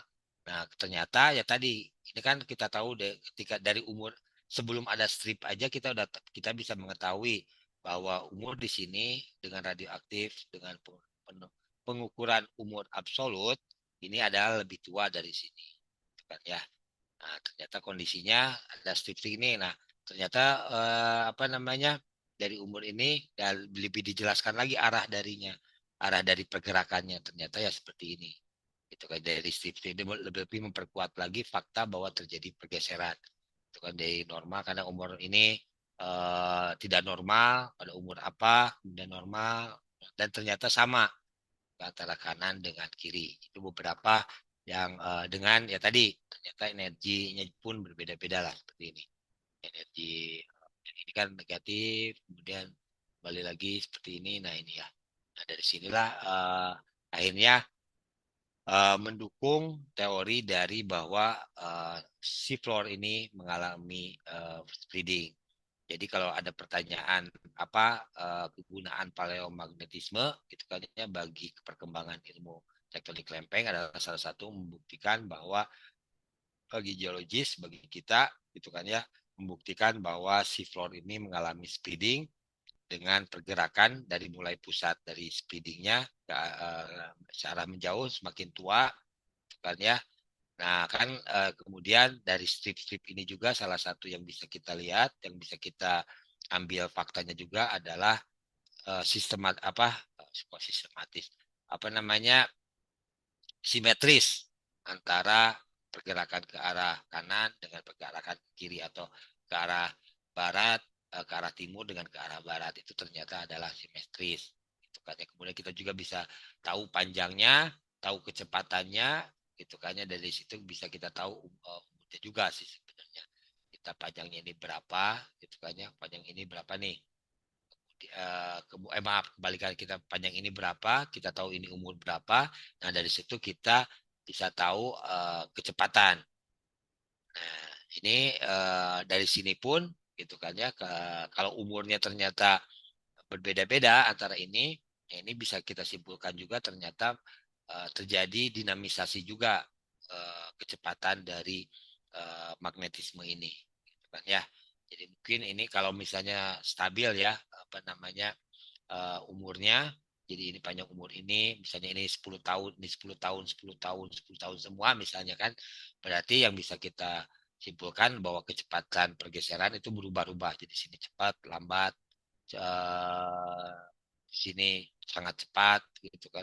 Maaf ini lambat, maaf ini cepat, ini lambat, ini sangat lambat gitu kan ya. Ini cepat lagi gitu kan ya, ini hampir sama tetap, ini melambat seperti itu.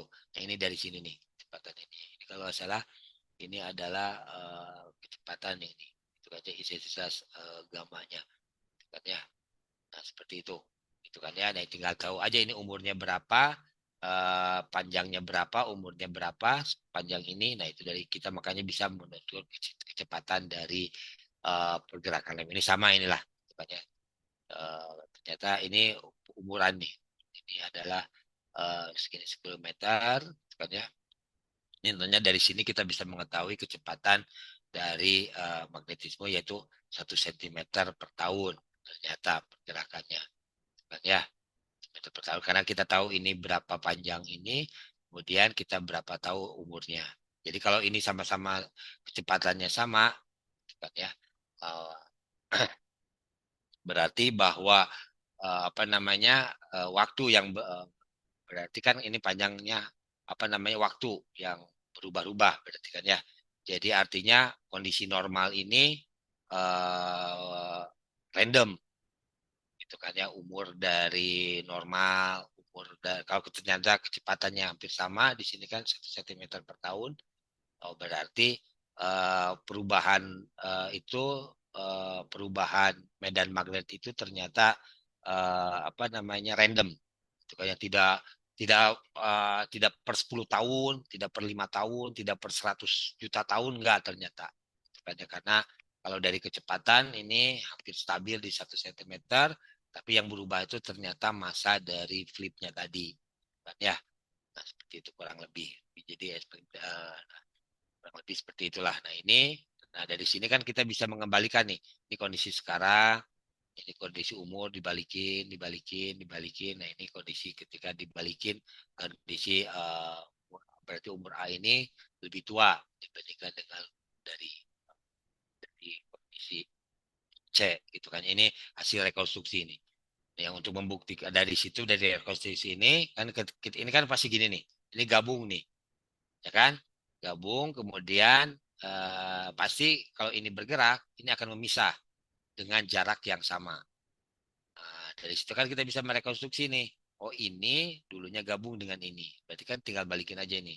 Dibalikin, ini gabungin. Nah, seperti ini. Ini berarti ini kondisi ini digabungin. Ini kondisi yang normal kan. Ini normal, tidak normal, normal. Nah, yang normal-normalnya kita gabungin.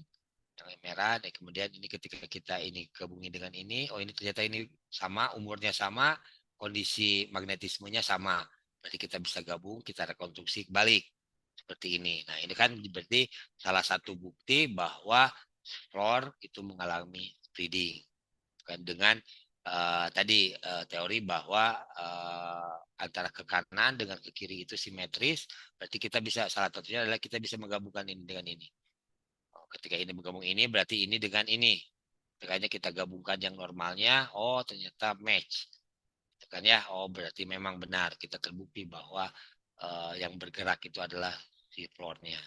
Itu kan ya ini spreading. Nah, ini juga sama tadi gitu kan ya, bersama dengan ini gambarannya. Gitu kan ya. Nah, ini salah satu setelah dipetakan, gitu kan ya, paleomagnetisme itu adalah seperti inilah kurang lebih. Gitu kan ya, ini untuk daerah Atlantik. Jadi fakta apa yang kita bisa tahu dari paleomagnetisme, gitu kan ya? Nah, ya tadi, jadi kita bisa apa namanya mengukur kecepatan, gitu kan yang mengukur kecepatan dari pergerakan lempeng. Mungkin bisa berubah juga setiap tahunnya, jadi karena kita tahu ini jarak ini berapa, lebar ini berapa, kita tahu umurnya berapa, makanya umur tahu, kemudian sepanjang ini, kemudian panjang ini berapa, berarti rata-rata lah kita bisa tahu kecepatan pada saat munculnya ini. Kecepatan pada saat munculnya ini, kecepatan pada saat munculnya ini.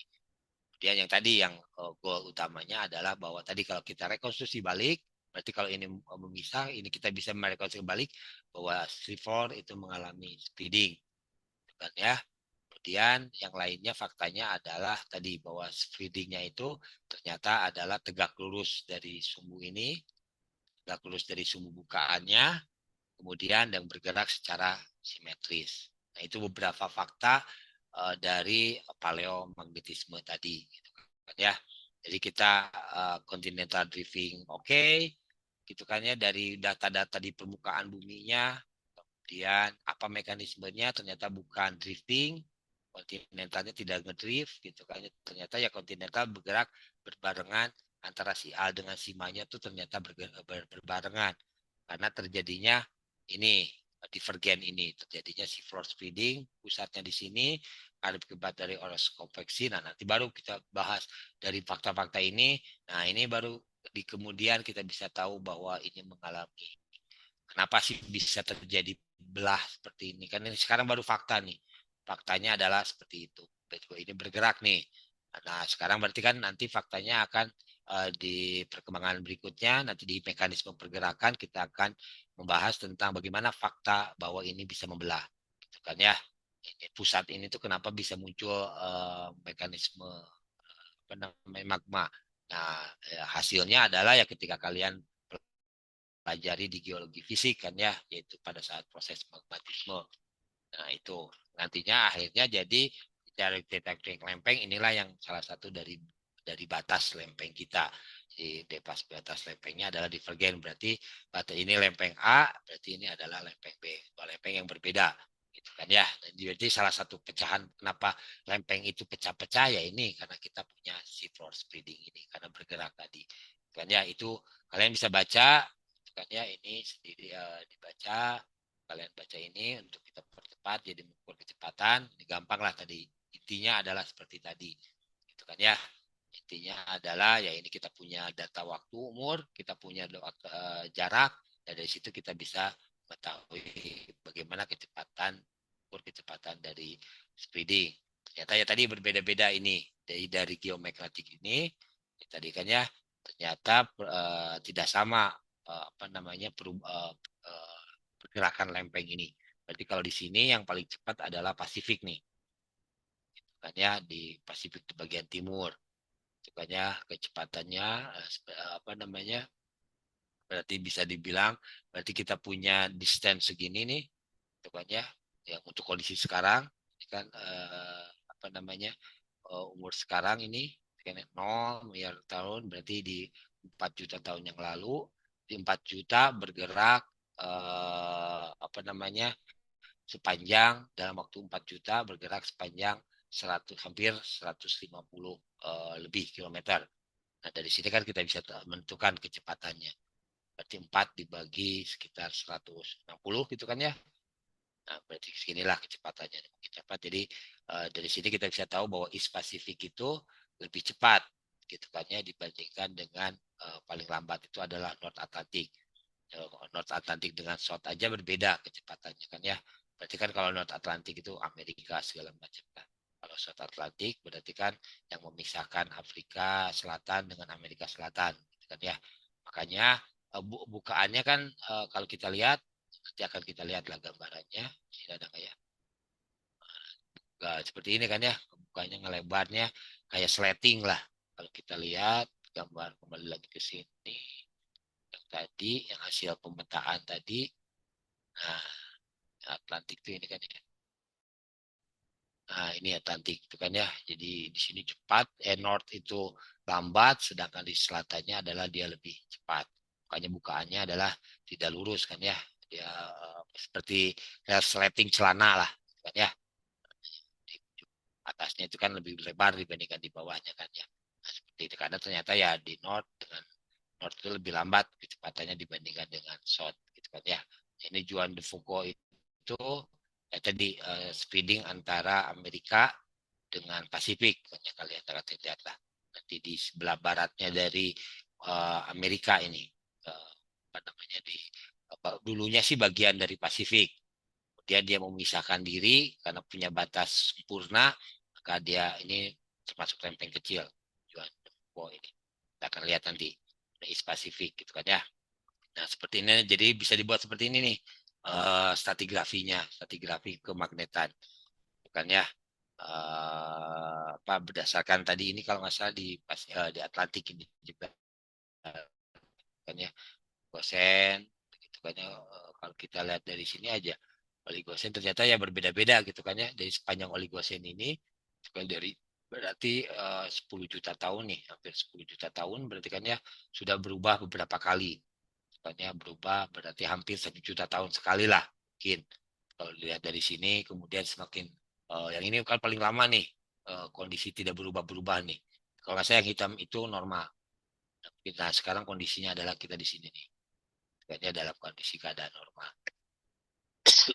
nah seperti itu kan jadi ternyata memang random apa namanya waktu masa dari bukan kecepatan kita anggap asumsikan kecepatan itu tetap itu kan ya yang kita lihat dari umur ininya itu kan ya yang berubah itu adalah masa perubahan flip tadi gitu kan ya jadi normalnya ini lama nih kebetulan pas masa manusia hidup gitu kan ya nah ini kan kalau prioset segala macam manusia belum hidup nih. Nah ini bisa berubah-ubah nih. Kita nggak pernah tahu apa kondisi ketika dari normal ke tidak normal itu akan seperti apa fenomenanya. Ya kan dulu mah nggak ada HP segala macam nggak ada pengaruh gitu ya. Nah, sekarang mungkin akan banyak pengaruh lah mungkin ke kehidupan juga gitu kan ya. Apakah ini kiamat? Ternyata kan tidak kan ya. Ini kan tidak bumi ya tetap aja ada ternyata gitu kan. Ya. Tapi fenomena mungkin bukan fenomena gempa segala macam ya mungkin juga ya mungkin nanti ada penelitian lebih lanjut gitu kan di setiap ini tuh ya ternyata fenomena bumi tetap tetap saja gitu kan ya tidak terlalu berbeda gitu kan ya karena kalau kita bandingkan ini dengan stratigrafi katatropisme lah misalnya ya fenomena apa apakah mungkin muka air laut tinggi segala macam nah itu mungkin perlu diteliti lebih lanjut lagi apa efek dari perubahan medan magnet ini kan ya nah ini kurang lebih peta dari medan magnet kita tadi gitu kan ya berdasarkan ini kan ya nah dari sini kita tahu kecepatannya segala macam dan dari ini kan ya nah dari sini kan kita akhirnya tahu oh satu yang paling penting untuk tektonik lempeng adalah tadi ini bisa menambah teori continental drift gitu kan bahwa sea floor itu mengalami speeding berarti ini bergerak. Jadi ini kalau ini mungkin dulu di teori ini dikenal pada Wegener ya inilah seperti nah tinggal mekanismenya seperti apa. Nah baru kan harus jadi ternyata bukan padat di atas padat tapi nanti akan kita lihat adalah bahwa ini semua adalah satu litosfer, berarti litosfer di atas astenosfer. Kita tinggal pengen tahu aja apa yang di bawah litosfer, materialnya seperti apa. Berarti kita harus mengetahui struktur bumi, berarti kan ya untuk mengetahui pergerakan ini. Tapi karena tadi kalau padat di atas padat ya dalam kondisi sekarang pun sangat sulit. Ya kalian ini aja ngedrift kebanyakannya suka ngedrift itu kan roda mobil kita itu bergerak tegak lurus kan ya, tidak searah dengan putaran roda, tapi pergerakannya itu hampir tegak lurus dengan putaran roda kan ya, bukan harus direm kan ya, direm pakai rem tangan, baru bisa ngedrift tuh. Itu kan diperlukan kecepatan yang tinggi dulu. Kita nggak bisa kecepatan 5 kilometer per jam kita mau ngedrift pasti nggak mungkin. Berarti kecepatannya harus tinggi. Berarti energi M kali A kan. Nah, ketika M kali A-nya tinggi, gaya tinggi, kita rem mendadak, ya kan pasti akan ngedrift. Akan seperti itu. Nah, itu berarti kan makanya kenapa mekanisme drift itu diragukan, tapi dengan adanya ini bahwa ternyata bergerak barengan nih gitu kan ya, antara floor kayak Indo Australia itu bergerak berbarengan, jadi bukan Australia bergerak di atas India, lempeng India kayaknya, tapi India Australia itu satu kesatuan lempeng yang bergerak secara berbarengan karena akibat adanya si floor ini. Faktanya apa ya, ini mekanismenya seperti apa, dan nanti akan kita bahas di pertemuan kelima kalau nggak salah gitu kan ya. Setelah kita di 4 ini kita akan membahas tentang fakta-fakta lah. Nanti minggu depan kita akan membahas bagaimana topografi dari lantai samudra, kemudian sedimen-sedimen apa aja yang ada di lantai samudra gitu kan ya. Nah, seperti yang membuktikan bahwa lantai samudra itu kondisinya karena di bawah air itu sangat berbeda dengan kondisi di permukaan ketika apa namanya kita berhubungan dengan udara. Oke, nah, itu tentang paleomagnetisme. Jadi tadi data-datanya seperti itu. Nah, ini sebagai kita mengingat lagi di tadi untuk menambah, untuk kita mengetahui kenapa bisa lempeng itu bergerak, apa itu lempeng. Nah, berarti kan kita harus kembali lagi mereview tentang struktur bumi kan ya. Kalian masih ingat bahwa struktur bumi itu pembagiannya, jangan lupa lagi sebagai geologis nggak boleh lupa dibagi dua gitu kan ya. Sekarang nggak ada tes, kalau suatu saat nanti mungkin akan saya tanya karena ini sangat penting, UTS biasanya juga keluar. Struktur bumi itu pasti akan ada dua pembagiannya. Secara kimia yang sudah dikenal dari dulu, si Alcima dan kawan-kawan kan, itu kita tahu bahwa dia terdiri dari kerak, kemudian mantel, itu kan ya, kemudian kita lihat banyakkan adalah besi dan nikel. Kalau mantel ini ya seperti halnya lava lah, dia basaltis, ferromagnesian lah. Jadi besi, kebanyakannya besi dan magnesian, dan ada sudah banyak silika di mantel ini. Jadi kita pengen tahu apa mantel isinya, ya seperti magma sebenarnya, ultra basa lah. Tapi ultra basa berarti kan ya, jadi mineral-mineral ultra basa lah.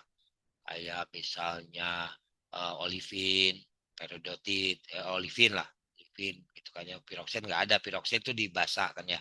Jadi olivin lah kebanyakannya. Kalau ini kita tahu materialnya besi dan nikel adalah ini hampir sama, karena kalau kalian masih ingat teori pembentukan bumi kan ya, berarti kan sama aja karena bumi ini adalah salah satu pembentukannya proses dengan alam raya ini barang, berarti kan kita hampir sama materialnya dengan material-material batuan di luar angkasa juga. Itu kan isinya kebanyakannya seperti asteroid lah. Kebanyakannya adalah besi dan nikel. Itulah penyusun inti. Nah, kemudian prosesnya akan berubah sebagai karena pendinginan segala macam, perbedaan suhu yang asalnya ferromagnesian ini berubah kan ya. Jadi olivin kebanyakan ultra basa, kemudian tadi proses-prosesnya berubah itu kan ya, ketika muncul ke permukaan. Ya, kalau kalian masih ingat tentang diferensiasi magma kan ya. Kalau berarti kalau diferensiasi magma di lantai samudra hanya sampai ke basalt gitu kan ya, karena tipis kan ya, makanya tipis, dia tipis keluar langsung mendingin gitu kan ya. Sedangkan kerak benua itu kan panjang, hampir paling tebal itu kerak benua itu 70 km kan ya. Makanya dia bisa karena ada proses dia apa, proses kalian belajar lagi di batuan beku di petrologi gitu kan ya, tentang bagaimana diferensiasi magma gitu kan segala macam, sehingga kenapa yang asalnya aslinya ultra basa basa magma itu keluar ke permukaan di darat itu menjadi asam, sebagian besar intermediate lah itu kan ya. Jadi kan prosesnya karena tadi tebal perjalanannya sangat jauh gitu kan. Makanya proses-proses yang dialami oleh si magma ketika naik ke permukaan itu sangat banyak dipengaruhi oleh batuan sekitarnya sehingga terjadi magma mixing lah gitu kan ya. Dan segala macam lah, kalian buka lagi di banyak di geologi fisik tentang ini. Makanya kenapa batuan kerak benua dengan kerak samudra ini kan sama-sama didominasi oleh silika. Kalau kerak samudra itu sima gitu kan ya. Kalau ini udah sial itu kan ya, karena tadi proses dari diferensiasi magma. Karena kita tahu bahwa asli dari magma itu kan sama dengan mantel. Itu adalah kebanyakannya adalah ferromagnesian gitu kan ya. Nah, ini kalian bisa baca sendiri contohnya struktur bumi. Nah, berarti kalau udah ada kata ini, nah ini berarti nanti satu lagi dia dibagi berdasarkan sifat fisik. Tidak peduli komposisinya apa. Itu kita bagi menjadi litosfer, jadi astenosfer, itu kan ya di sini nih litosfer, kita astenosfer, inti luar, inti dalam. Namanya juga sifat fisik. Itu kan ya, makanya di sifat kimia nggak ada inti luar inti dalam karena komposisinya sama-sama besi dan nikel. Itu kan ya. Tapi ketika sifat fisik inti dalam itu adalah padat, inti luar adalah cair, yang inti padat. Nah, dan ada yang rigid. Beda antara padat dan rigid ya. Kalau rigid udah pasti padat, padat belum tentu rigid karena ada material viskos tadi. Nah, rigid lah seperti yang kita injak batuan yang di pada permukaan, itulah lempeng kita. Itu kan ya. Nah, lempeng kita itu yang litosfer. Nah, apa itu litosfer? Nah, secara komposisi berbeda antara litosfer itu ternyata terdiri dari kerak dan mantel atas bagian atas. Jadi komposisinya berbeda tuh. Jadi pasti komplit litosfer itu kalau mantel atas bagian atas berarti dia ultra basah. Jadi dari ultra basah sampai permukaan adalah kalau batuan bekunya sampai asam atau untuk litosfer apa namanya benua, untuk litosfer samudra sampai basah gitu kan ya. Kemudian biasanya ditutup oleh yang kita sebut sebagai sedimen di atasnya gitu kan ya. Ada proses pelapukan segala macam, kalian masih ingat di geologi fisik lah. Nah, itu adalah litosfer kita, itulah yang menjadi lempeng kita pecah-pecah tadi kan ya. Ada proses-proses tadi pergerakan segala macam yang sudah kita bahas oleh ini ternyata pecah-pecah, itu setiap pecahan itulah yang kita sebut sebagai, jadi secara komposisi, secara sifat fisik dia adalah litosfer pecah-pecah. Makanya disebut setiap pecahannya kita sebut sebagai lempeng dan ya, sebagai lempengnya itu lempeng berdasarkan geografis. Nah ini kalian baca lagi, ini sifat-sifatnya. Kalau berarti kalau litosfer segala macam, ini berarti kita mainannya adalah di sifat fisik. Ada densitas, ada densitas makin ke dalam. Kalian tahu masih di geologi fisik, semakin ke dalam densitas semakin tinggi, suhu semakin tinggi, tekanan semakin tinggi. Berarti mineral pun harus berbeda. Dari seribuan aja kita tahu bahwa titik beku setiap mineral itu kan beda-beda kan ya. Karena ya tadi elemen atau unsur pembentuknya beda, sifat dari ikatan antara elemennya pun berbeda-beda. Gitu kan ya. Nah, makanya kenapa komposisinya berbeda. Dan ini kan kalau tadi berdasarkan kimia, ini berdasarkan sifat fisik. Dari mana kita tahu? Ya dari penjalaran gelombang seismik kan ya, masih ingat tuh, harus pasti ingat, dibuka lagi geologi fisiknya. Jadi ternyata semakin ke dalam itu semakin cepat. Nah, di gelombang seismik semakin cepat, kemudian di compare dengan di alam, di laboratorium. Kecepatan seperti ini itu apa gitu kan segala macam. Nanti ada batas-batas discontinuous akibat adanya perbedaan kecepatan tadi. Yang biasanya di continuous itu perbedaan kecepatannya sangat signifikan. Jadi kayak dari permukaan sampai ke bawah itu cepat, makin cepat. Bahkan ketika memasuki bagian dari lempeng atas bagian atasnya cepat. Jadi kan kita kan, maaf, mantel atas bagian atas kan litosfer ya. Jadi litosfer itu semakin ke dalam semakin cepat. Nah ternyata pada batas tertentu ada yang disebut sebagai low velocity zone kan ya. Dia kecepatannya drastis turun gitu kan ya. Apakah dia cair? Oh tidak. Gitu. Kenapa? Karena gelombang es masih berjalan. Jadi kita masih kalian harus ingat juga sifat dari penjalanan gelombang P dan gelombang S. Gelombang P semua medan dia lewati gas karena kan makanya emisi itu apa gelombang panas matahari itu pun gelombang P katanya. Katanya karena dia bisa juga bergerak di udara. Nah, gelombang udah pasti padat dan cair. Nah, gelombang es tidak bisa lewat cair. Nah, di astenosfer cair itu gelombang es masih lewat, tapi kecepatannya sangat lambat. Berarti padat, kan? Tapi padatnya jangan bayangkan padat batu. Ternyata padatnya yang kita sebut sebagai material viskos tadi, gitu kan ya. Ya kayak pasta gigi, gitu kan ya. Dari situ akhirnya kita bisa tahu tuh kenapa si lempeng itu bisa bergerak-gerak nih. Si litosfer berarti yang bergeraknya litosfer nih bukan kerak. Itu karena kerak itu cepat, mantel atas juga cepat, padat berarti dia rigid, gitu kan ya. Oh, ini nggak mungkin bergerak. Nah, kita temu yang namanya low velocity zone, makanya kita namakan astenosfer. Bagian dari mantel kalau secara komposisi kimia, tapi kecepatannya sangat berubah. Itu yang kita sebut astenosfer, yang kita sebut sebagai low velocity zone. Lambat dia, kalau lambat, viskos dia berarti ke apa padatannya ke arah cair lah. Tadi kayak misalnya pasta gigi lah, kayak bubur lah, kayak bong. Nah itu yang memungkinkan litosfer itu bergerak ternyata berarti bergerak tuh litosfernya di atas astenosfer. Karena nggak mungkin kerak di atas mantel, gitu kan ya. Nggak mungkin juga apalagi kerak di atas kerak gitu kan ya kayak continental drift. Ternyata yang bergeraknya adalah litosfer di atas astenosfer. Kemudian dari gelombang seismik ternyata ada batas lagi dari setelah lewat low velocity zone tambah cepat lagi. Nah, itulah yang kita sebut sebagai mesosfer. Nah, pada suatu ketika ada di bidang diskonti tertentu hilang es. P bergerak sangat lambat. Tidak ada nggak di sini ya? Nggak ada ya. Sangat lambat ternyata es. Es hilang. Oh, kalau es hilang cair berarti kan. Itu berarti inti luar itu cair walaupun isinya besi. Isinya besi nikel berarti besi nikel pada kedalaman inti luar itu kan ya.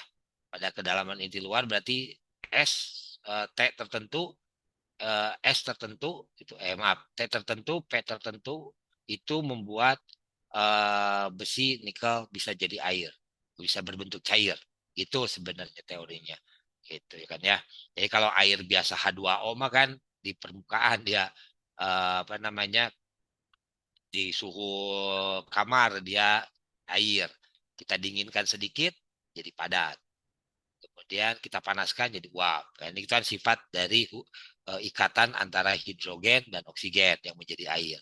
Nah, besi beda lagi ternyata sifatnya. Itu kan di kedalaman segala macam masih padat, apalagi di permukaan, nah di kedalaman tertentu dia bisa jadi cair tuh. Gitu kan ya sifat nikel tuh. Nah, apa penyebabnya? Nah, itulah termodinamika sebenarnya. Itu faktanya seperti itu. Gitu. Bagaimananya seperti apa? Mungkin hanya orang kimia yang tahu seperti apalah. Gitu. Tapi mungkin itulah sifat ion-ion dari besi itu seperti itu. Dia cair jadinya. Di kedalaman, berarti di kedalaman ini nih, kedalaman 2003 km sampai kedalaman segini. Nah, di dari ini si besi itu cair dia. Besi nikel tuh bisa cair nih. Itu kayaknya berarti P-nya tertentu, T-nya tertentu nih. Itu kan ya. Bisa dihitung sebenarnya oleh orang fisika. Nah, kemudian lebih dari 5140 km besi nikel itu kembali padat. Nah, itu teman-teman. Nah, makanya dia padat kembali. Nah, itu sifat dari besi ya seperti itu, gitu kan ya. Kurang lebih seperti itulah penjelasannya. Gitu kan ya. Kenapa? Karena di sini muncul lagi karena ini kan gelombang P S hilang.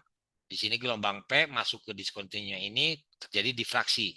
Ketika ketiga dijadi difraksi muncul lagi gelombang P itu karena diteruskan ternyata muncul lagi gelombang S yang hasil difraksi dari gelombang S. Jadi kan kan ketika ini gelombang ini muncul ke sini akan menghasilkan gempa kan akan gempa dalam tanda kutip apa namanya akan ada getaran mungkin ya alam. Nah, itu akan menghasilkan seismik yang baru. Nah, ternyata es muncul lagi di sini. Kan ya. Oh, berarti ini padat lagi. Nah, seperti itu. Jadi, itu sifat fisik. Makanya sifat fisik terdiri dari inti luar karena dia padat, inti dalam inti dalam padat, inti luar cair, itu kan ya. Ini padat lagi mesosfer, ya padatnya jangan bayangkan padatnya kayak batu ya kayak viskos tadi, gitu kan ya. Nah ini akan tergantung viskositasnya, gitu kan ya, karena ya tadi ternyata ultra basa itu pada kedalaman dan suhu tertentu dia jadi astenosfer, dia jadi sangat viskos. Tapi makin ke dalam dia ternyata menjadi semakin ke arah padat walaupun dia viskos. Ya bayangkan kalian perbedaan antara rigid tadi yang saya bilang rigid dan non rigid ya, atau rigid dan plastis itu bayangkan antara kalau kalian ngerebus telur. Bayangkan telur ya kan ya. Nah, telur itu luarnya adalah kerak dan tengahnya misalnya mantel. Kemudian dalamnya adalah si kuningnya itu adalah inti. Nah, kurang lebih seperti itu. Jadi mesosfer itu padatnya itu ya seperti itu. Seperti putih telur ketika kalian rebus. Padat kan ya? Itu kan padat tuh. Tapi kan lempeng yang sangat rigid bisa masuk tuh ke dalam. Ya kalian ya tadi cangkang telur itu kan kalian bisa masukin ke dalam putih telur kan. Kalian bisa kayak sendok masuk ke agar. Agar itu kan padat. Tapi padatnya kita bisa masukin tuh sendok kita yang padatnya rigid, gitu kan ya, ke dalam agar kita atau eh, apa namanya bagian terluar dari telur gitu kita bisa masukin tuh ke dalam putih telur. Nah seperti itulah padat. Tapi kan kita bisa menyebutkan bahwa putih telur itu padat, gitu kan, tidak cair, apalagi gas, gitu kan ya padat. Tapi padatnya ya seperti itu. Jadi kalian pun harus dengan kalian sudah belajar fisika, belajar kalian berasal wujud-wujud lah. Jadi wujud itu jangan saklek, padat, cair, gas. Ternyata padat pun ada range-nya. Itu kan ya, ada padat rigid kayak batu, ada padat ya kayak putih telur tadi yang udah direbus. Ada padat yang kayak agar-agar yang sudah jadi agar, jadi bekukan. Ada juga padat yang kayak pasta gigi.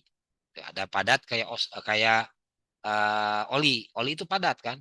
Gitu kan ya. Jadi ketika gelombang es masuk oli pasti ada tuh keluar walaupun sangat lambat. Gitu kan. Karena dia padat, tapi padatnya mungkin tadi kan makanya kalau kita dari motor itu kan ya asalnya olinya tuh agak encer. Nah, kalau kita harus udah ganti oli ketika olinya itu sudah memadat kan gitu kan ya, sudah hampir memadat itu berarti udah lama, udah kelamaan, udah jelek gitu kan ya, udah makanya udah semakin mengkerak harus diganti berarti olinya. Karena kayak gitu kan oli itu padat. Viskos lah, padatnya adalah dalam tanda kutip material viskos. Gitu. Ketika kalian buka lagi di ini, ketika kalian bicara tentang vulkanisme, saya aja masih ingat di geologi fisik, di vulkanisme gitu kita lihat yang disebut encer seperti apa, viskos seperti apa, padat seperti apa. Jadi kalau anggaplah cair itu nol, padat itu satu, nah viskos itu ya itulah 0,0 itu. Itu kan ya. Semakin mengadari ke padat ke arah rigid berarti semakin rigid ya. Gitu kan ya. Ya tadi paling gampang antara kulit telur dengan putih telur ketika telur kita rebus sama-sama padat. Nah gitu ya. Nah ini kalian bisa baca sendiri sifat-sifatnya, gitu kan ya. Bahwa kalau bingung kalian bisa tanya di AI misalnya, ya jangan bagus ya bagusnya jangan di AI, kalian cari literatur segala macam mendasar tentang struktur bumi adalah ini rangkumannya adalah seperti ini ya. Nanti mungkin di UTS biasanya saya tanyakan gampang kan ya, kalian tinggal apa, kalian bayangkan dan baru kalian oh benar. Tapi ya tadi walaupun tidak rigid gitu kan ya mantel mesosfer ini, tapi ternyata dia densitasnya lebih tinggi. Sukanya lebih tinggi, suhu ininya panasnya lebih tinggi ya tadi. Karena makin ke bawah itu ternyata densitas. Pokoknya intinya densitas semakin ke bawah semakin tinggi. Gitu kan ya. Semakin dalam semakin tinggi, suhu semakin tinggi, tekanan semakin tinggi. Cuma perubahan gradien panasnya aja yang berubah, perhatian densitasnya berbeda antara setiap litosfer, astenosfer, mesosfer itu gradien panasnya berbeda-beda gitu kan ya. Kalian buka lagi kalau nggak salah ada juga di geologi fisik di pendahuluan tuh bagaimana perubahan tekanan atau di yang inilah kan ya. Nah ini kerak benua tadi kenapa ini juga harus kalian ingat kenapa kerak benua ini dibedakan. Ya tadi karena komposisi lain, komposisi berbeda, ya komposisi biasanya mencerminkan densitas yang berbeda. Densitas dari kerak samudra itu lebih tinggi dibandingkan benua. Makanya ketika subduksi, itu kan kalian masih ingat kan subduksi di geologi fisik? Itu kan ketika subduksi udah pasti kerak samudra harus menyusup di bawah kerak benua. Walaupun kerak benua tebal, itu kan densitasnya rendah. Gitu kan. Ini tipis tapi magnesium gitu kan ya. Satu tapi harimau kan gitu. Nah, saya itu cuma satu tapi harimau kayak gitulah. Saya tipis tapi saya terdiri dari ferromagnesian, densitasnya tinggi saya gitu kan ya. Nah, seperti itu ini kalian bisa baca. Nah, ini perbedaan. Kalau ini kan berarti kimia, berarti pasti yang akan dilihatnya adalah komposisi. Kan ya, komposisi dari antara inti, kerak, matel, kerak kan ya. Ini pokoknya intinya ini kebanyakannya adalah ferromagnesia tadi apa ultra basa, berarti unsur-unsur yang ada di olivin lah. Jadi kebanyakan materialnya adalah olivin. Jadi olivinnya aja yang jenis olivinnya aja yang berbeda-beda, semakin ke dalam olivinnya semakin berbeda. Dan ini adalah besi dan nikel tadi kebanyakan. Ini sama dengan luar angkasa kan ya. Kemudian kerak. Kerak itu sesuatu yang kita injak, ada sial, ada sima, itu hanya untuk ya. Nah, jadi dari sifat fisik litosfer asteroid ini kalian mengerti kenapa terjadinya pergerakan. Karena litosfer pasti akan bergerak di atas atmosfer, yang ini rigid, ini sangat viskos. Kan ya, bukan encer, viskos. Bisa lah dikatakan encer lah, tapi tidak seencer air.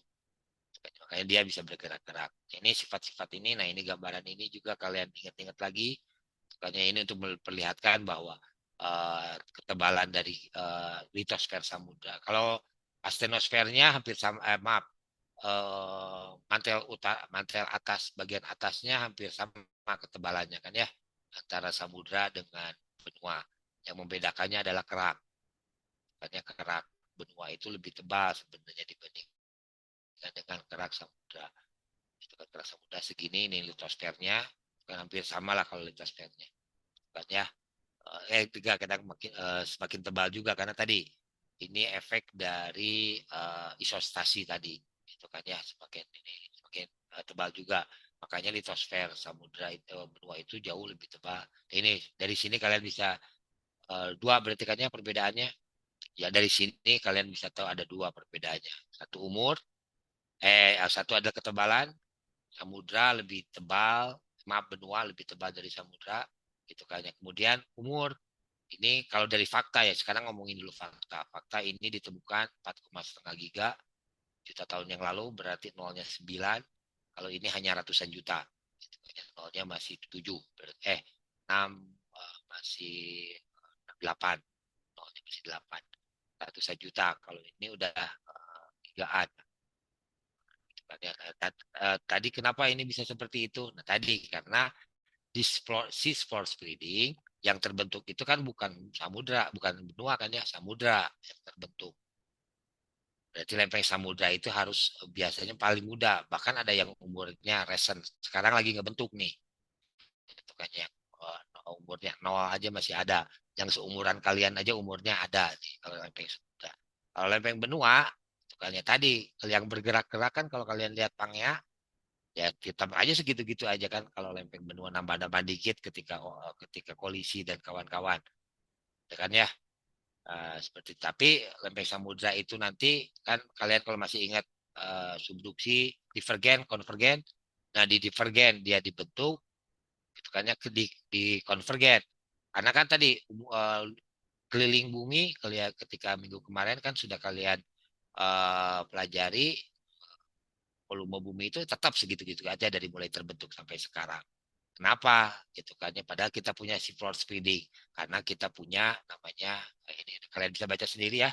Ini perbedaan-perbedaannya apa itu litosfer segala macam kalian bisa baca itu kan ya.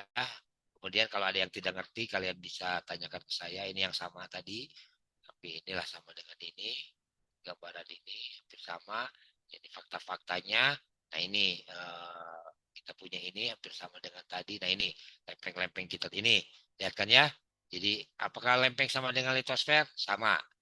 Kenapa dibedakan? Nah ini fisis inilah kita sebut sebagai lempeng. Ya, dia bagian dari, bukan bagian, dia adalah litosfer, tapi terpecah-pecah, jadinya lempeng. Disebutnya lempeng karena pecahan. Nah, konsekuensinya yang disebut lempeng pasti harus ada batas. Kalau litosfer kan nggak ada batas. Semua ini adalah litosfer. Batasnya hanya batas bawah, perbedaan dengan astenosfer. Tapi kalau lempeng ada batas horizontalnya antara batas satu lempeng dengan lempeng lain. Inilah yang akan nanti kita bahas bagaimana sifat dari batas lempeng ini. Itu kan apakah dia divergen, konvergen, atau dia geser. Itu kan ya. Nah, seperti itu. Inilah lempeng-lempeng 12 lempeng tadi yang Jua de Falco itu yang ini nih di sini nih. Ini kan Samudra, ini Kokos, nah ini ada yang kecil di sini nih. Nah, ini Jua de Falco ini. Masalah yang kecil ini kan apa, Pasifik Timur tadi yang kecepatannya paling tinggi gitu kan ya. Kemudian kita punya ini, nah titiknya paling lambat itu adalah yang utara gitu kan ya. Ini kan ada batas di sini utara. Sama dengan Amerika pun sama dengan Indonesia, dengan Indo Australia. Dia punya lempeng samudranya, dia lempeng benua. Karena ini bukan batas lempeng kan ya. Karena ini adalah satu lempeng yang sama nih. Karena di sini tidak ada apa-apa di sini kan tidak ada batas lempeng, nggak ada subduksi, nggak ada strike slip, nggak ada atau transform, nggak ada. Ini makanya kita lempeng Amerika itu ada yang oceaniknya, ada yang apa namanya, ada yang kontinentalnya. Sama dengan Indo Australia lah, gitu kan ya. Australia bagian kontinentalnya, nah seperti itu. Nah ini batas-batas lempeng-lempeng inilah yang kita pelajari pergerakannya kemana nanti, efeknya apa ketika menubruk, efeknya apa ketika memisah, nah, seperti itu. Nah, kan ya, juga udah fakultas ini nih, Caribbean, fokus, gitu kan ya. Ada lagi di sini ke juga fakultas di sini. Oke ya, teman-teman. Nah, inilah jadinya kan ya. Kenapa lempeng samudra itu selalu mudah karena dihasilkan di sini. Yang akan kita bahas ke depannya ketika di divergen, kemudian akan kita bahas ketika di konvergen. Jadi lempeng samudra lihat, ini gambaran ini tuh sesuai. Ini tipis, semakin jauh dari pusatnya dia akan semakin tebal, densitasnya semakin tinggi, suhunya semakin dingin. Itu yang harus nanti akan kita bahas lah itu ya. Tapi itu faktanya. Nah, kemudian masuk ke dalam. Kenapa dalam? Tadi karena densitas samudra lebih tinggi daripada densitas dari benua. Makanya dia yang menyusup. Nah, kan ya, yang padat, yang densitasnya lebih tinggi pasti akan di bawah yang nah, oke. Nah, itu aja. Jadi, nah kenapa selalu muda? Ya tadi karena kita lahir di sini di permukaan ya. Di permukaan dia muncul, di ini umurnya mungkin umur seumuran kita gitu kan ya. Nah, ini uh, Ratilang, nanti kita bahas. Apakah habis di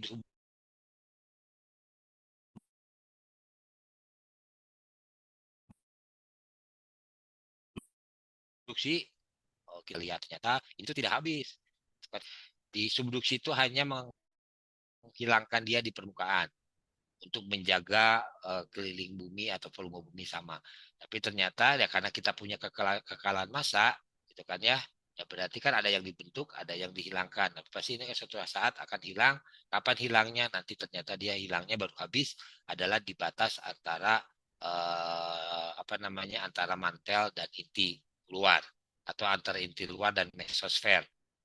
Disitulah batas habisnya lempeng samudra kita. Kalau di permukaan ya di subduksi ini.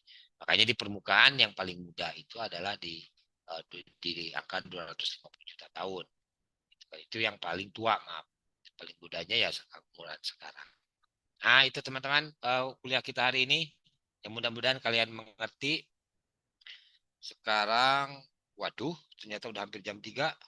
Maaf teman-teman, berarti saya hampir 20 menit menyalahi jadwal. Kalian berarti di sana udah hampir jam 5 ya. Maaf ya, itu aja mungkin karena tidak ada nanti apa, mudah-mudahan kalian memaham gitu kan ya. Jadi itulah apa namanya, bukti-bukti bahwa lempeng itu dinamis ya. Jadi pertama adalah continental drift tadi. Dari continental drift yang kita dapatkan adalah data permukaan. Nah, si floor speeding menunjukkan bahwa harus dinamis tadi. Nanti di minggu depan akan ada fakta-fakta lainnya yang menunjukkan bahwa bumi harus dinamis, tidak boleh fiksis, gitu kan ya. Oke, itu saja mungkin teman-teman semua yang bisa saya sampaikan di hari ini. Semoga dapat dimengerti, menambah wawasan dan ilmu kalian. Kalian baca lagi, kalian bisa browsing-browsing, kalian juga bisa tanya AI kalau mau, kalau kurang mengerti. Nah, kalau masih tidak mengerti, nah boleh kita diskusikan di pertemuan berikutnya. Kita bisa tanya kalau Selasa ternyata Pak Holid bisa masuk, berarti tanyakan aja ke Pak Holid gitu kan ya. Karena sekarang sudah jam 3, maaf saya nggak lihat jam. Jadi saya terakhir lihat jam itu kurang 10, 10 menit lagi beres lah. Ya ternyata saya kemana-mana. Tapi itu saya banyak ngomong karena untuk supaya kalian banyak lebih mengerti. Oke, itu saja yang bisa saya sampaikan. Maaf kalau kelebihan waktunya. Kalian di sana sudah sore ya. Sampai ketemu lagi di pertemuan berikutnya. Jadi, maaf sekali ini tidak ada pertanyaan secara langsung, tapi kalian bisa bertanya mungkin melalui WhatsApp ke saya. Gitu kan ya. Kalau ada yang mau dipertanyakan, boleh WhatsApp, boleh telepon juga. Gitu kan ya. Saya tidak apa namanya eh, tidak menutup kemungkinan kalian untuk misalnya mau bertanya lewat telepon. Jadi saja teman-teman, Pak Miki, maaf kelamaan, harusnya ada yang ngingetin sebenarnya. Saya nggak apa-apa diingetin. Pak, sudah lebih, waktunya sudah lebih. Nah, gitu ya, nanti ya ke depannya kalau dengan saya, gitu kan. Karena saya termasuk orang yang banyak ngomong. Oke, teman-teman, Assalamualaikum warahmatullahi wabarakatuh. Selamat sore, sampai ketemu lagi di pertemuan berikutnya. Pak, mohon maaf Pak, Gimana? sebelumnya saya mau dokumentasi terlebih dahulu untuk Siap. sebagai jurnal pembelajaran Pak. Oke, Jadi saya untuk sudah cakep. teman-teman bisa dinyalakan kameranya.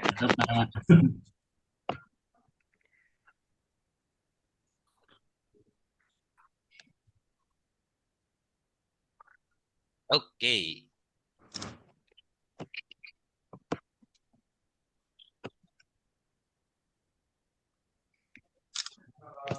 Oke, sudah Pak.